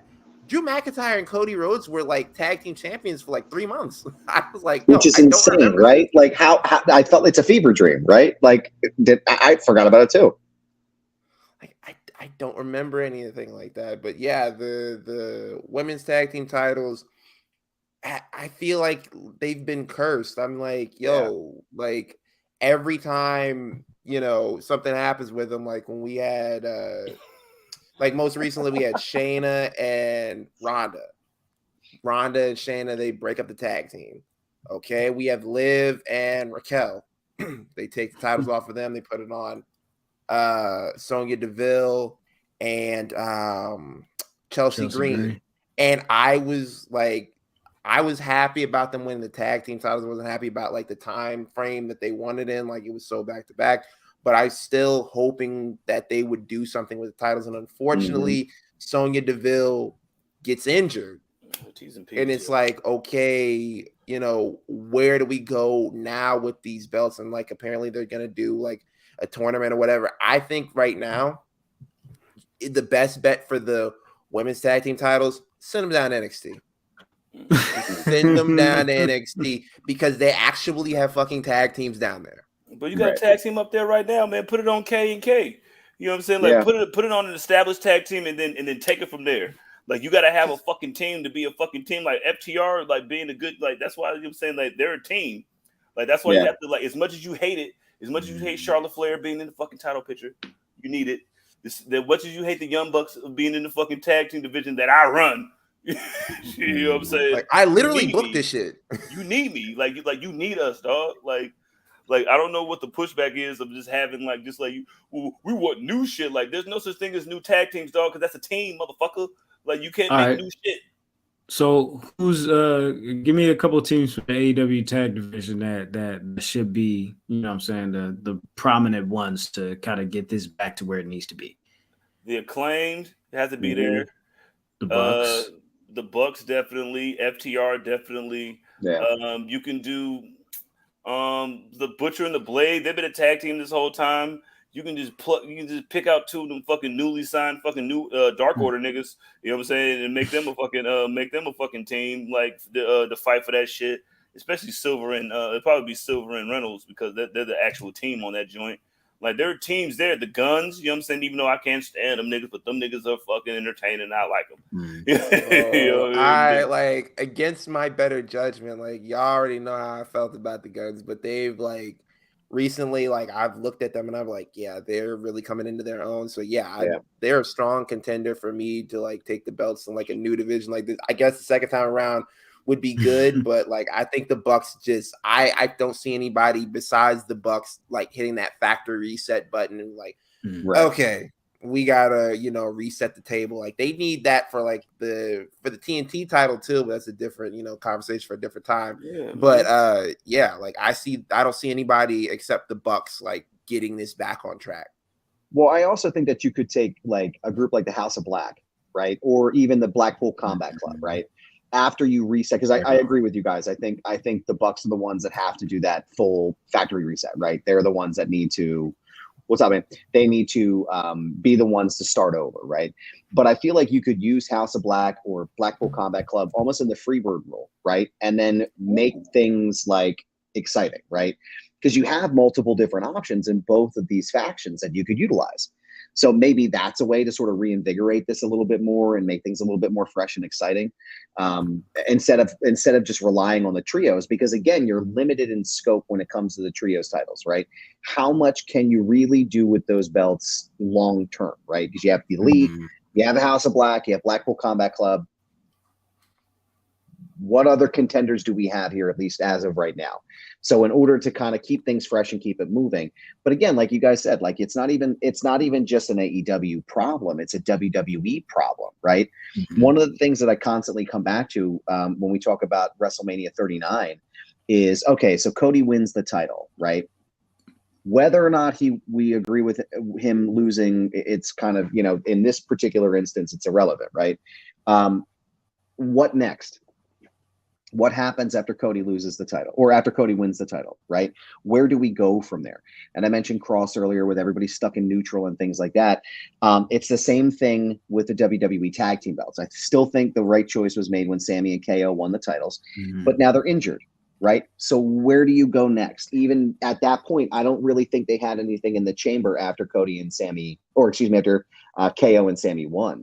So it's kind of like this weird dynamic where it's like, the excitement's off of the titles now, and now we're trying to figure out what to do. But now the two guys that had the titles are injured, and do we split the belts up? Do we just finally merge them and make them one set? Like, I don't think there's enough tag teams to really facilitate that.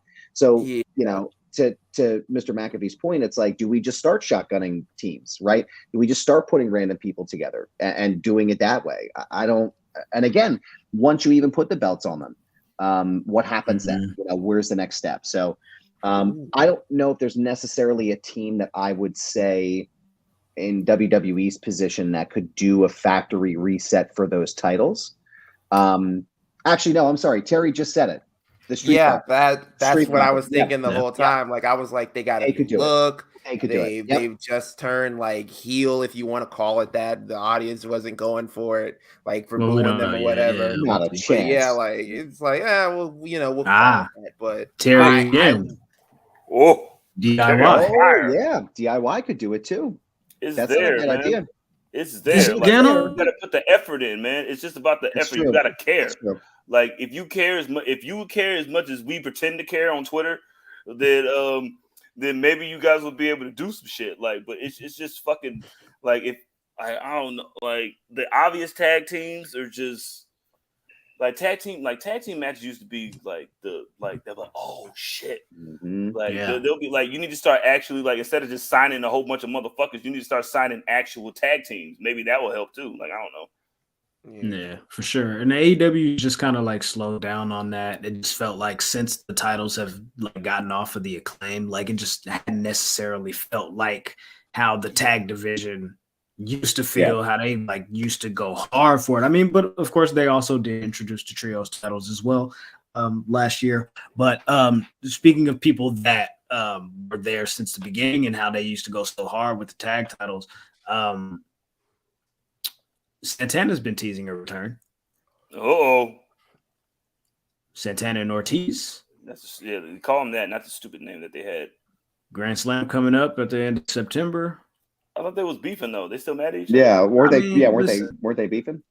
I mean, that's what reports say, but I ain't got no sources. I don't be listening to niggas. Hey man, put on a little French Montana, you know what I mean? You know what I mean? Put a little shot collar. A little shot collar. Ain't worried about nothing. From automotive idiot. You know what I'm saying? You know what I'm saying? Get a little chopped cheese or two. Crazy. You know what I mean? Chopped cheese. I'm with you guys on the Street Profits though. That could definitely be a move. DIY I heard was going to be a thing as well, but I don't know, Gargano's situation. But there's definitely some teams in each each company that could definitely make the moves to make it happen. It's just the commitment to do they want this division to be what it can be? Bro, here's the thing that I think they should do. Whatever. They should just find two good tag teams that are the best over there, and then spam the matches until they can build up a tag team division that's worth the shit. You know what I'm saying? Yeah. Like, just take two good tag teams and make them fight each other 130 times. Like the same way that, like, hold on, what's the little man Amante said, you know what I mean? He put the Lucha Brothers up in there. I didn't mean to disrespect Ray Phoenix, the best in the world, you know what I'm saying? The best to ever run the ropes. I'm sorry, Commander. But, you know what I'm saying? Saying Lucha Bros, I'm saying Buddy and Brody King, you know what I'm saying? Aussie Open, you know, they got some folks up in there. I don't want to see Warlord doing anything. I'm saying, tell him to stop crying first, and then I want to see him on my TV. But but yeah, just take two tag teams and make them fight each other over and over. That's all you got to do, yo. And then, like, if they made the Lakers and the Celtics play each other 150 times until the NBA can stop doing coke and play on TV. So if you just get two of them, you'll be just fine, man. Just start from there, but just don't half-ass it and then expect us to care. I'm with you on that. Yep. Well, I'm with you. All right. Well, we'll see what they're going to do with the tag divisions. We'll see what they're going to do with the women's division. We gave y'all our input, you know what I'm talking about? You feel me? So you know what I'm saying? If y'all want to pass the message along, you feel me? The message in the bottle, there's a bluebird on my shoulder. Should I kill it? And I'm talking about let them know. Let them know what's going on. You feel me? And maybe up there at Stanford, maybe over there at Jacksonville, you know what I'm saying? They're here. They'll hear what we got to say and, you know, implement it, put it into motion. You know what I'm talking about? I heard motion was one of the big words this week with Reason and TDE. You ain't no motion. You feel? So yeah, let's see who got motion. You know what I'm saying? And who's gonna do what they do. Adam, you got motion, my friend. I want to thank you for pulling up and kicking with us. You know what I'm talking about? Giving us your time, being generous with it. I don't know if we talked about how long you were going to be able to be here, but you've been so generous, and I greatly appreciate you. I know that you just recorded an episode like right before you came on here, so thank you so much. Of course, man. Listen, guys, I was I made enough time for you guys for the show, and I just love being on the show with you guys, and thank you all for having me on and supporting everything I do. Like anytime I send you guys stuff, you guys always amplify it and send it out for me. And I just want to say thank you for doing that, because I don't think I would be in a lot of the positions that I am right now if it wasn't for you guys. So I want to thank you guys for doing that for me. No, I just, like I said, I have an episode of Foundation Radio coming out tomorrow. Special episode that we just did as a sort of a SummerSlam recap. So you can check that out at foundationradio.net. You also follow Mind of the Meanie. You can go to mindofthemeanie.com and get all the new episodes there. We release a show every Monday. It's me and ECW Original, Blue Meanie. And then you can follow me on Twitter, which, again, to be clear, fellas, I'm not going to call it X, even if there's a fire. Twitter, Instagram, Threads, TikTok, which I'm just learning to use now because my kids say it's cool. You can find me at This Is Goober. Yes, it's my handle. No, I'm not changing it. It's a brand, pal. So I appreciate you guys. Yeah, hey, man, you've been here for like 3 laptops of mine. You know what I'm saying? This is the 3rd laptop that you've been here for this. So like, you've been rocking with us for a while since I've been doing it on the phone. You know what I mean, bro, here till the wheels fall off, man. I appreciate you guys. Thanks for having me by, man. Thanks so much, man. Be easy, bro. Stay tapped in, stay tuned in, stay dangerous. Deuces. Yeah. Yo, man. Blue Mini swung that chair on JBL like dude did at the Montgomery too. We should have told him that. Bang, bang, bang, bang, bang, bang. That is hilarious. Salute to Adam, man. That was good stuff, man. All right, where are we at? The Bloodline. What is going on here? SummerSlam, they had the tribal what was it? The tribal combat match. Jimmy Uso, Roman Reigns. These like unclear rules. Like they were saying, like during the match, like no one can interfere until the match is over. But Solo was there, and obviously, spoiler alert, if you've been living under a rock, Jimmy Uso pulled up at the end of SummerSlam to help. Well, not to help Roman Reigns win, but to prevent his brother from winning the Undisputed Championship. And like the rules where it's like, oh, no one can step in or whatever, but like we had multiple people stepping in. I don't know. I just feel like whenever they say that in like some type of a match, like it always happens. Like they said for years, like an Elimination Chamber, no one can enter Elimination Chamber, no one can come in there. And then Shawn Michaels just lifts up the grate. He's like, oh shit, I can come in here whenever I want. Like, yeah. Like easy pass, but yeah, what are you guys' thoughts on the end of that match? with Jimmy Uso coming in at the end of the match and essentially helping Roman win. First off, like I don't understand how you can tell family not to interfere in a family oriented match. Like, fuck you, Thank to you. like, but we're family. Like, not like Paul Heyman's gonna get in there and hit me with a belt or something. Paul Heyman just sat there and whooped his ass like I was whooping everybody else's ass. So like, but it was the perfect little. It wasn't the perfect little twist. It was just like you didn't see it coming, but you kind of thought just like, yo, man, that'd be fucked up if this nigga just popped up and like cost us the match. Bro, this for me was like one of the thoughts I had in the back of my head, and then every time I thought about it, it's like one of those things. Like I'm like, nah, they wouldn't do that. That's crazy. I was like that, and then you think about it, that you'd be like, that'd be walking back like some of the storyline or whatever, and like you're like, nah, they would never do that. And then lo and behold, like he pulls up, helps them out.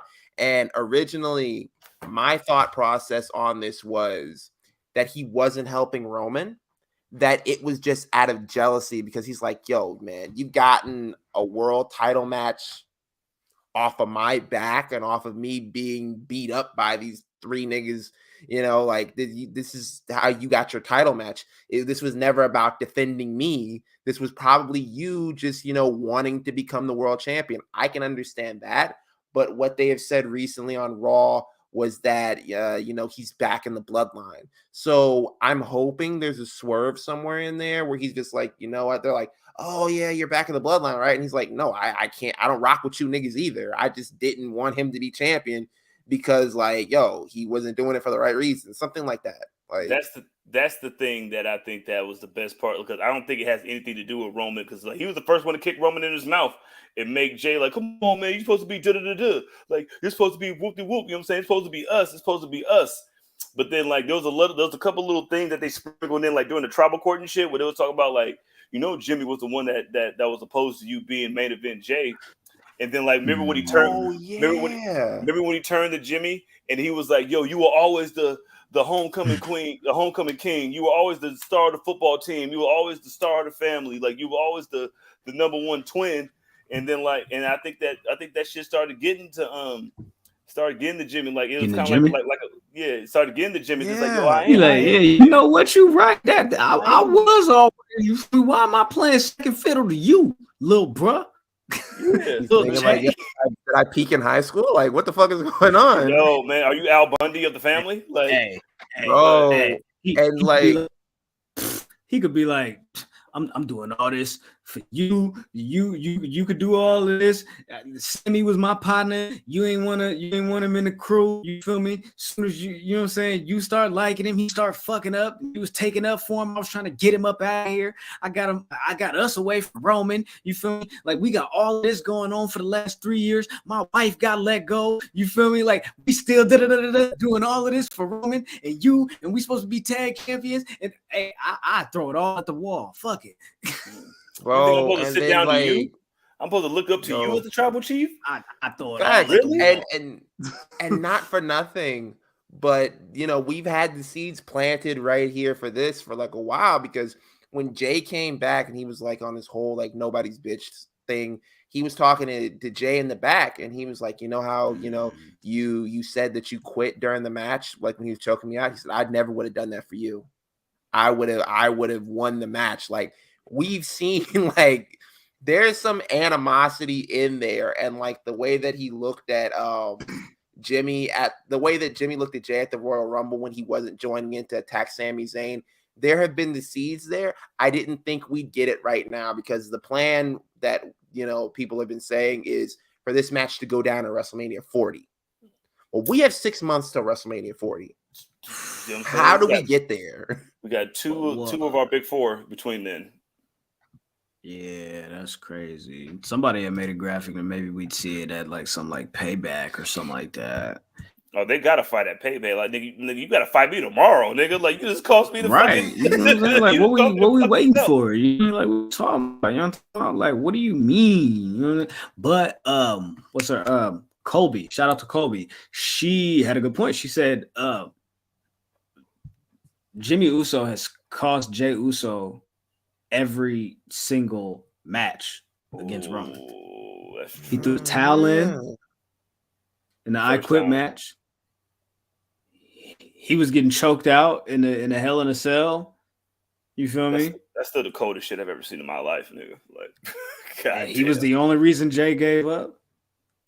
And here, after Jay's already beaten Roman, pinned him, while Jimmy is sitting back in the corner like this.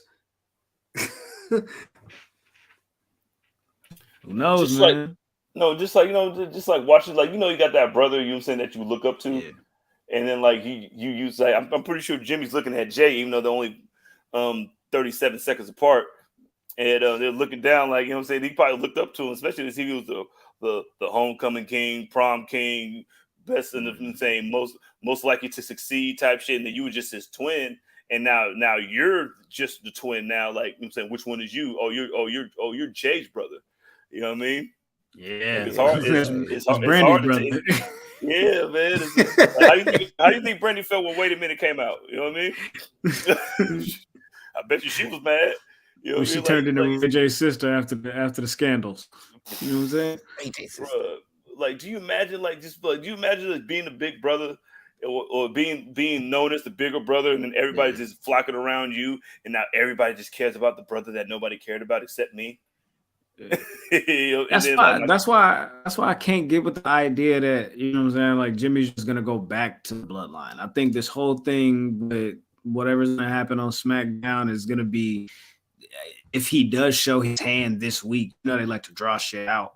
You feel me? Like, he's not going back to the bloodline. Like y'all said, like, he's gonna be like upset with everybody. It's not gonna be like kumbaya and umbrella service for everybody. You know what I'm saying? We not going to the, you know what I'm saying, to the PJ and eating shrimp. You know what I mean? After the mahi, whatever it is, like, we got mahi. You know what I'm talking about? But yeah, but like, I don't see that. We not finna have sunshine and rainbows over here. You know what I'm saying? Just because. You know what I'm saying, Jay was unsuccessful in winning the title. I think Jay's going to be highly upset. But a lot of people are also pointing to the fact that when they tried the Spike and Spear thing, Roman speared Solo, and what about this Fatal 4-Way idea, Survivor Series, the Bloodline, Ooh, the whole thing. I didn't think Solo can go with Jay. Because he was already looking at Roman like, nigga, you a hoe.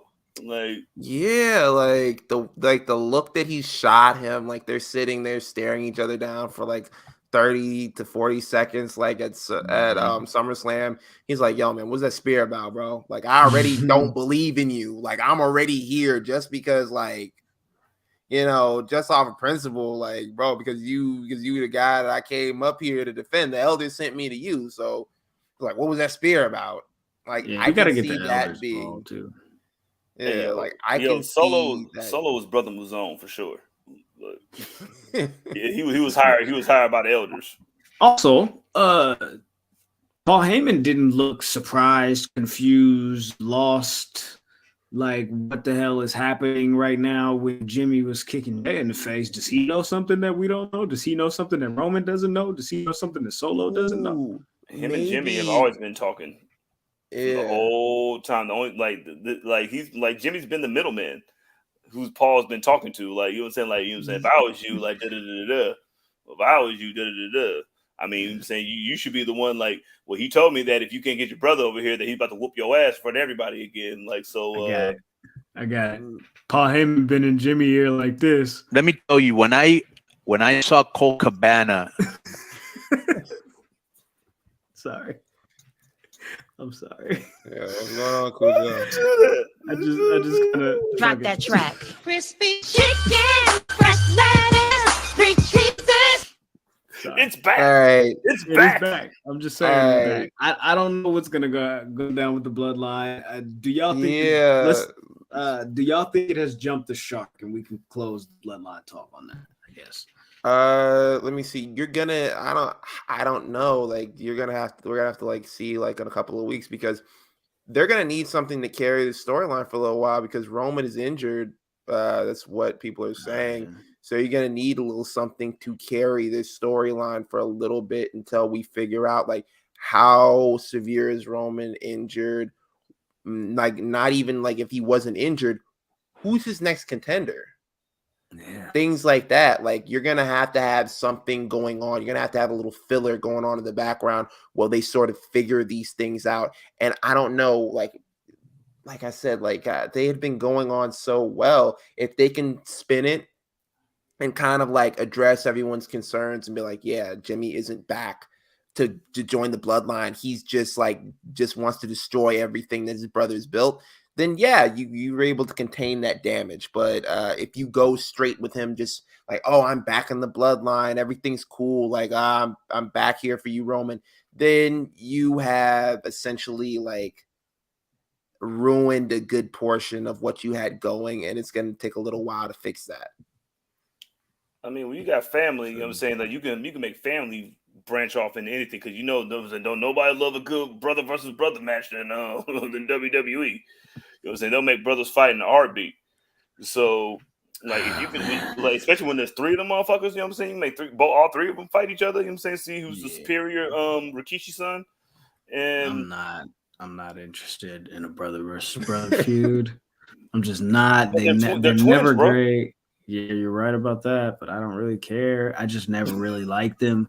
I'm gonna give them the benefit of the doubt here, just because I feel like there's been ups and there's been downs, peaks and valleys with this whole bloodline thing for the last 2.5, 3 years now. And I have grown to accept when I watch television shows, sometimes there are bridge episodes that get us to the next dope shit. So we call that in anime, we call that filler. What's that? Oh, we call that filler. I mean, they call that filler everywhere, but I mean, pause, whatever. I don't know that in action movie sense. We call it the Loose and the Furious. Oh, okay. Were you more excited about SummerSlam or Gear 5 Day? Ooh, I don't know. Luffy's a bad guy now. That's crazy. Well, listen. You talked about addressing everybody's concerns with that whole thing. There's been concerns with the locker room. We can address their concerns because people are talking about they got to make lemonade with the lemons that they're given.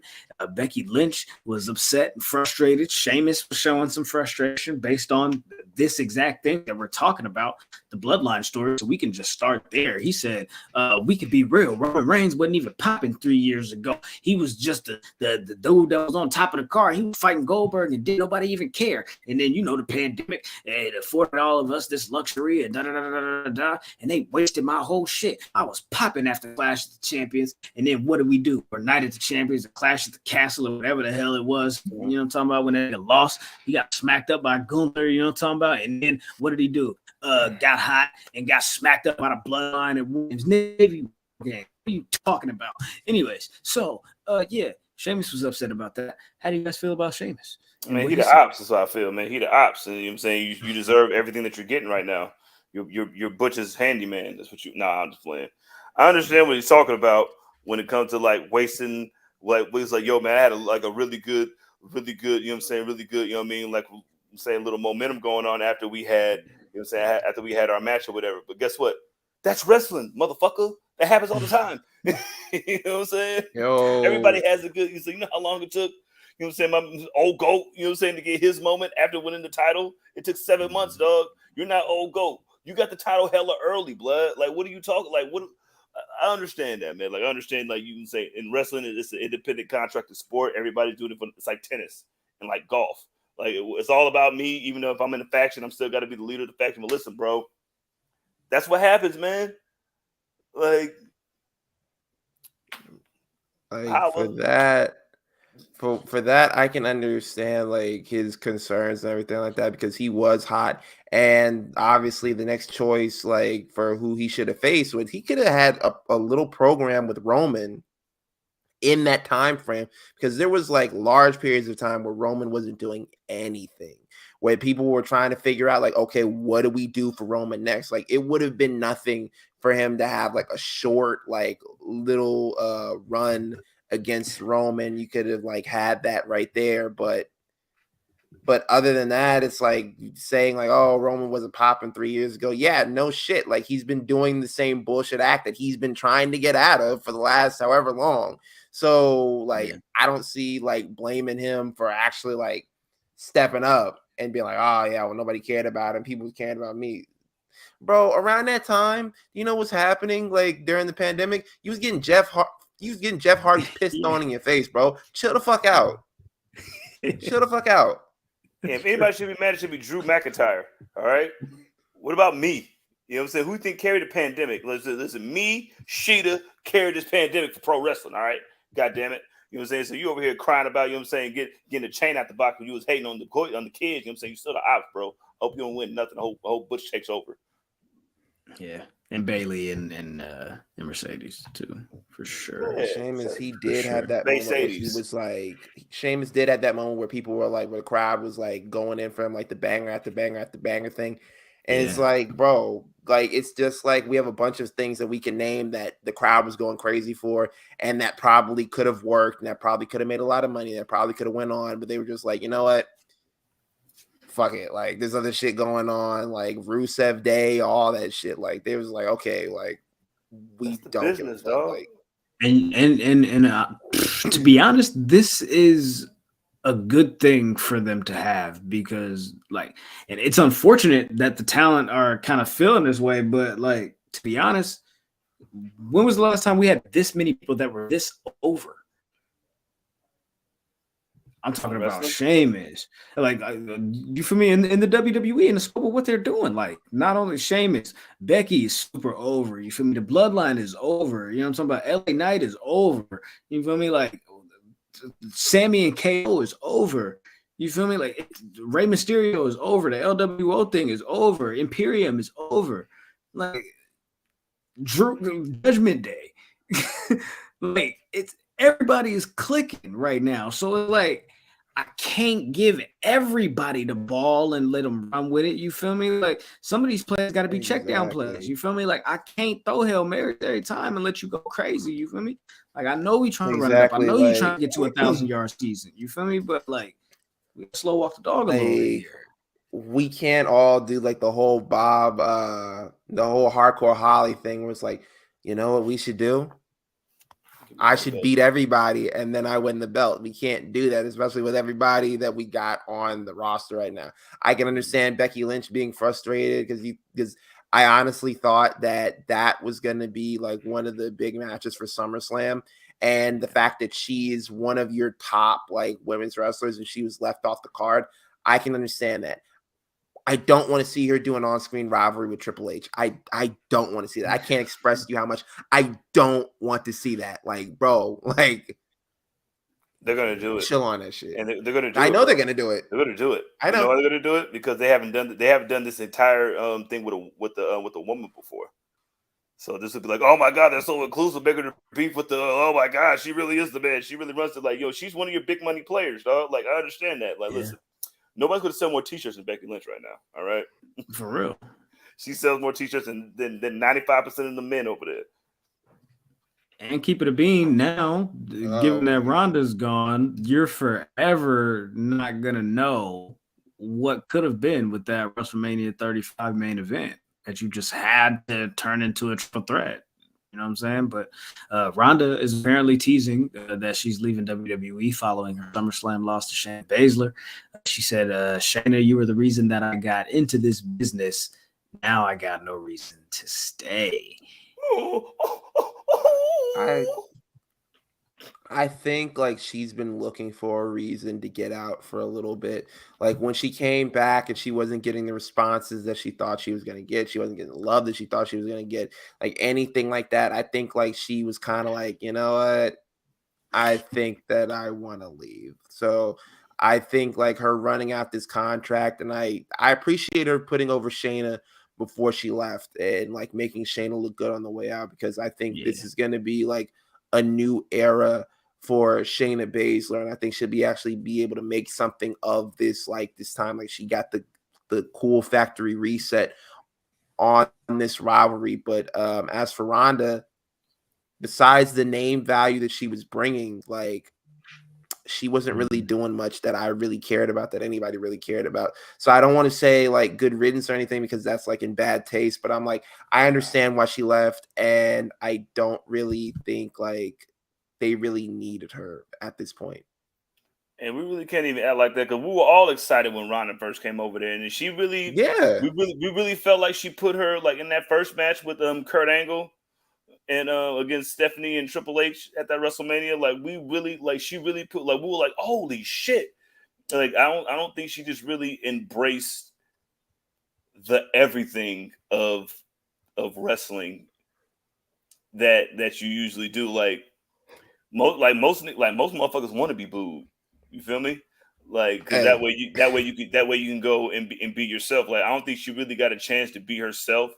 And anytime that she tried, she would just get shitted on for it. But she didn't really understand. Like, that's the fucking point. Like, you want to get shitted on. Like when you're the best. Like when you're literally the best over there, or when you're considered the best. Like nobody's gonna like you, bro. Like. Yeah, hold on. Pull back that comment back up from Mr. All Days Off. Nah. I tried to say Shayna's 43. I didn't say she was young, bro. I just said it was a factory reset. All right.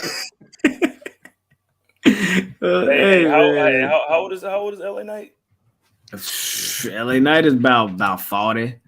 About 40, but you know what though? LA Knight might just be a dangerous man. You feel me? That's what he said. He said he's a dangerous man. That's what he said. That's what he told to the Miz. That's what he told to Mike, the Miz Mazan, and he said I'm a dangerous man. That's what I've been doing the last 20 years. I've been making myself a dangerous man. They would have kicked me out the locker room like they did your bitch ass. Oh my god! I wish they would have. I wish they would have told me to leave the locker room. I'd be like, yo, suck my dick. First off, you feel me? You would say Undertaker. Then I saw. Came out like he was like, yeah, man. So they put you out the locker room and you just took it. He called that man a bitch in front of everybody. I'm like, look, bro, I don't give a fuck if we cutting promos or not. Don't you ever bring up the lowest moment of my fucking life and try to put that on their outlet like that. I'm like, bro, we gotta fight for real. Like fuck the promo, fuck all that. Like, bro, we gotta fight for real.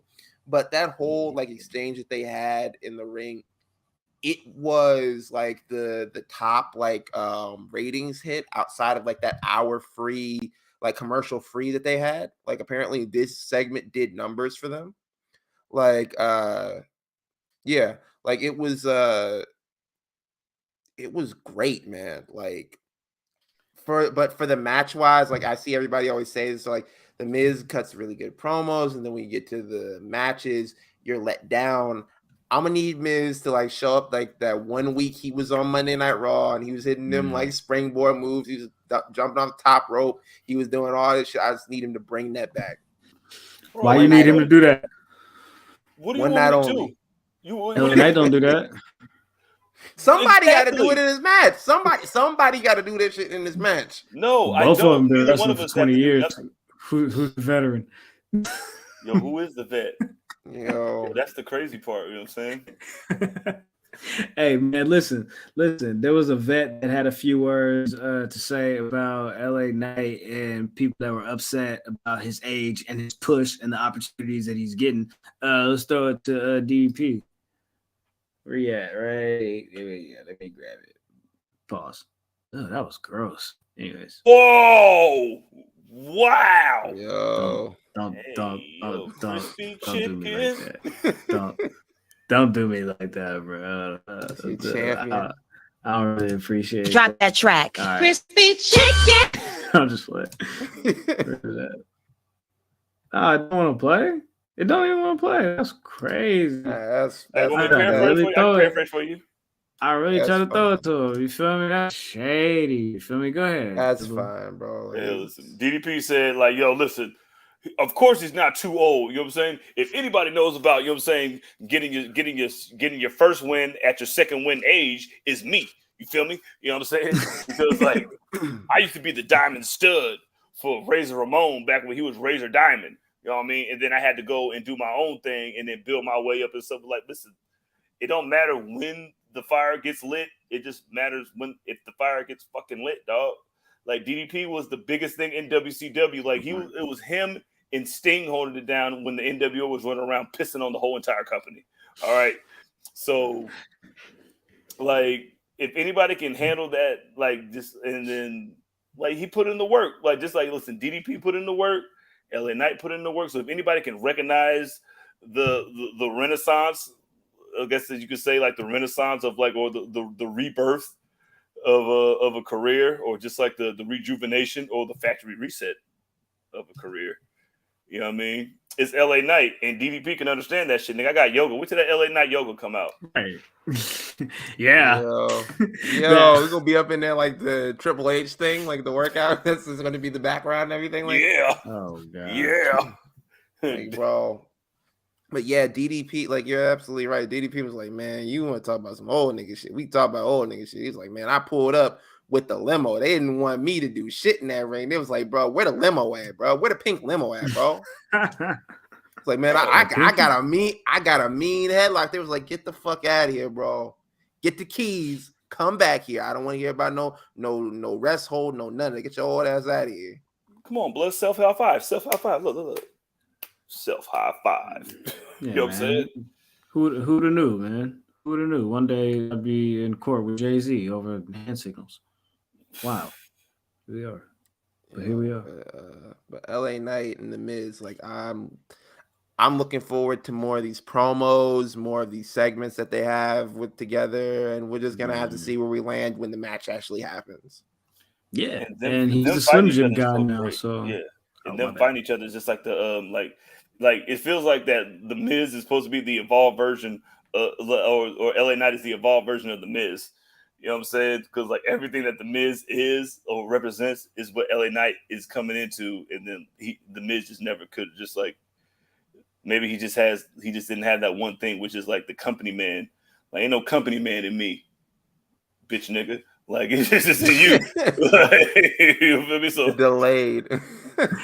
You know what? I think that's a good way to put a stamp on it and put a period at the end of the sentence. Ain't no company man in me, bitch nigga. I just love the delay in there. I was like, yeah, that was good. All right, man. Let's go ahead and wrap it up. I appreciate y'all for tapping in, tuning in with us. You know, talking about we'll be back next week, same time, same place, same channel. You feel me? Hit that like, hit that subscribe. You feel me? If you enjoy the show, we appreciate you. Beat us over there at the patreon.com/public enemies. You feel me? Follow us on all social media platforms at the enemies PE3. I go by the name Oh My God Graham. I got that right there because I am the public enemy number one. Of course, this is the Pro Wrestling's Breakfast Club. You can follow me at Oh My God Graham. I'll be there. Shit like that. Jizzle. Cheated. You know what I'm saying? Like if I'd pick Roman, I'm saying this is the last time I pick a twin. You know what I'm saying? Nah, bro, you picked Roman. Like you would have won. You would have really have won because you picked Bianca to win. And I was looking at this shit. I was like, CJ really won. And then I got to the end of watching. And I was like, yeah. Never mind. He picked Jay. Stupid. But I'm Chad McAfee at that's me at _Dats with a D pause _ me with 2 E's pause. I don't know why you get 2 E's over there for because D starts with dolphin. But man, follow me over there. Follow the Patreon like he said. I just dropped a new P3 SPN episode 6 Fight Night edition. And man, follow us and we're the best in the world. Ha ha. It is what it is. Facts. You can follow me on Twitter, Instagram, TikTok at _SonOfMars _ join the Facebook group, and Carmelo Hayes said nigga on the NXT. Bruh. Thought we was going to hear that. That's crazy. Man, he acknowledged it, so it's canon now. Oh, he did? No, he didn't really say that. He didn't really say that. He just took our I thought he acknowledged that. Oh, okay. Oh, he acknowledged the joke. Okay, cool. There we go. Well, but with to that me, said, in my heart, man, it's canon. It's canon. You missing like the old Bannon's one hand. All right, cool. Anyways, so hey, with that said, we out. Take care of yourselves and each other. For Jizzle, for Ben, for myself. Deuces.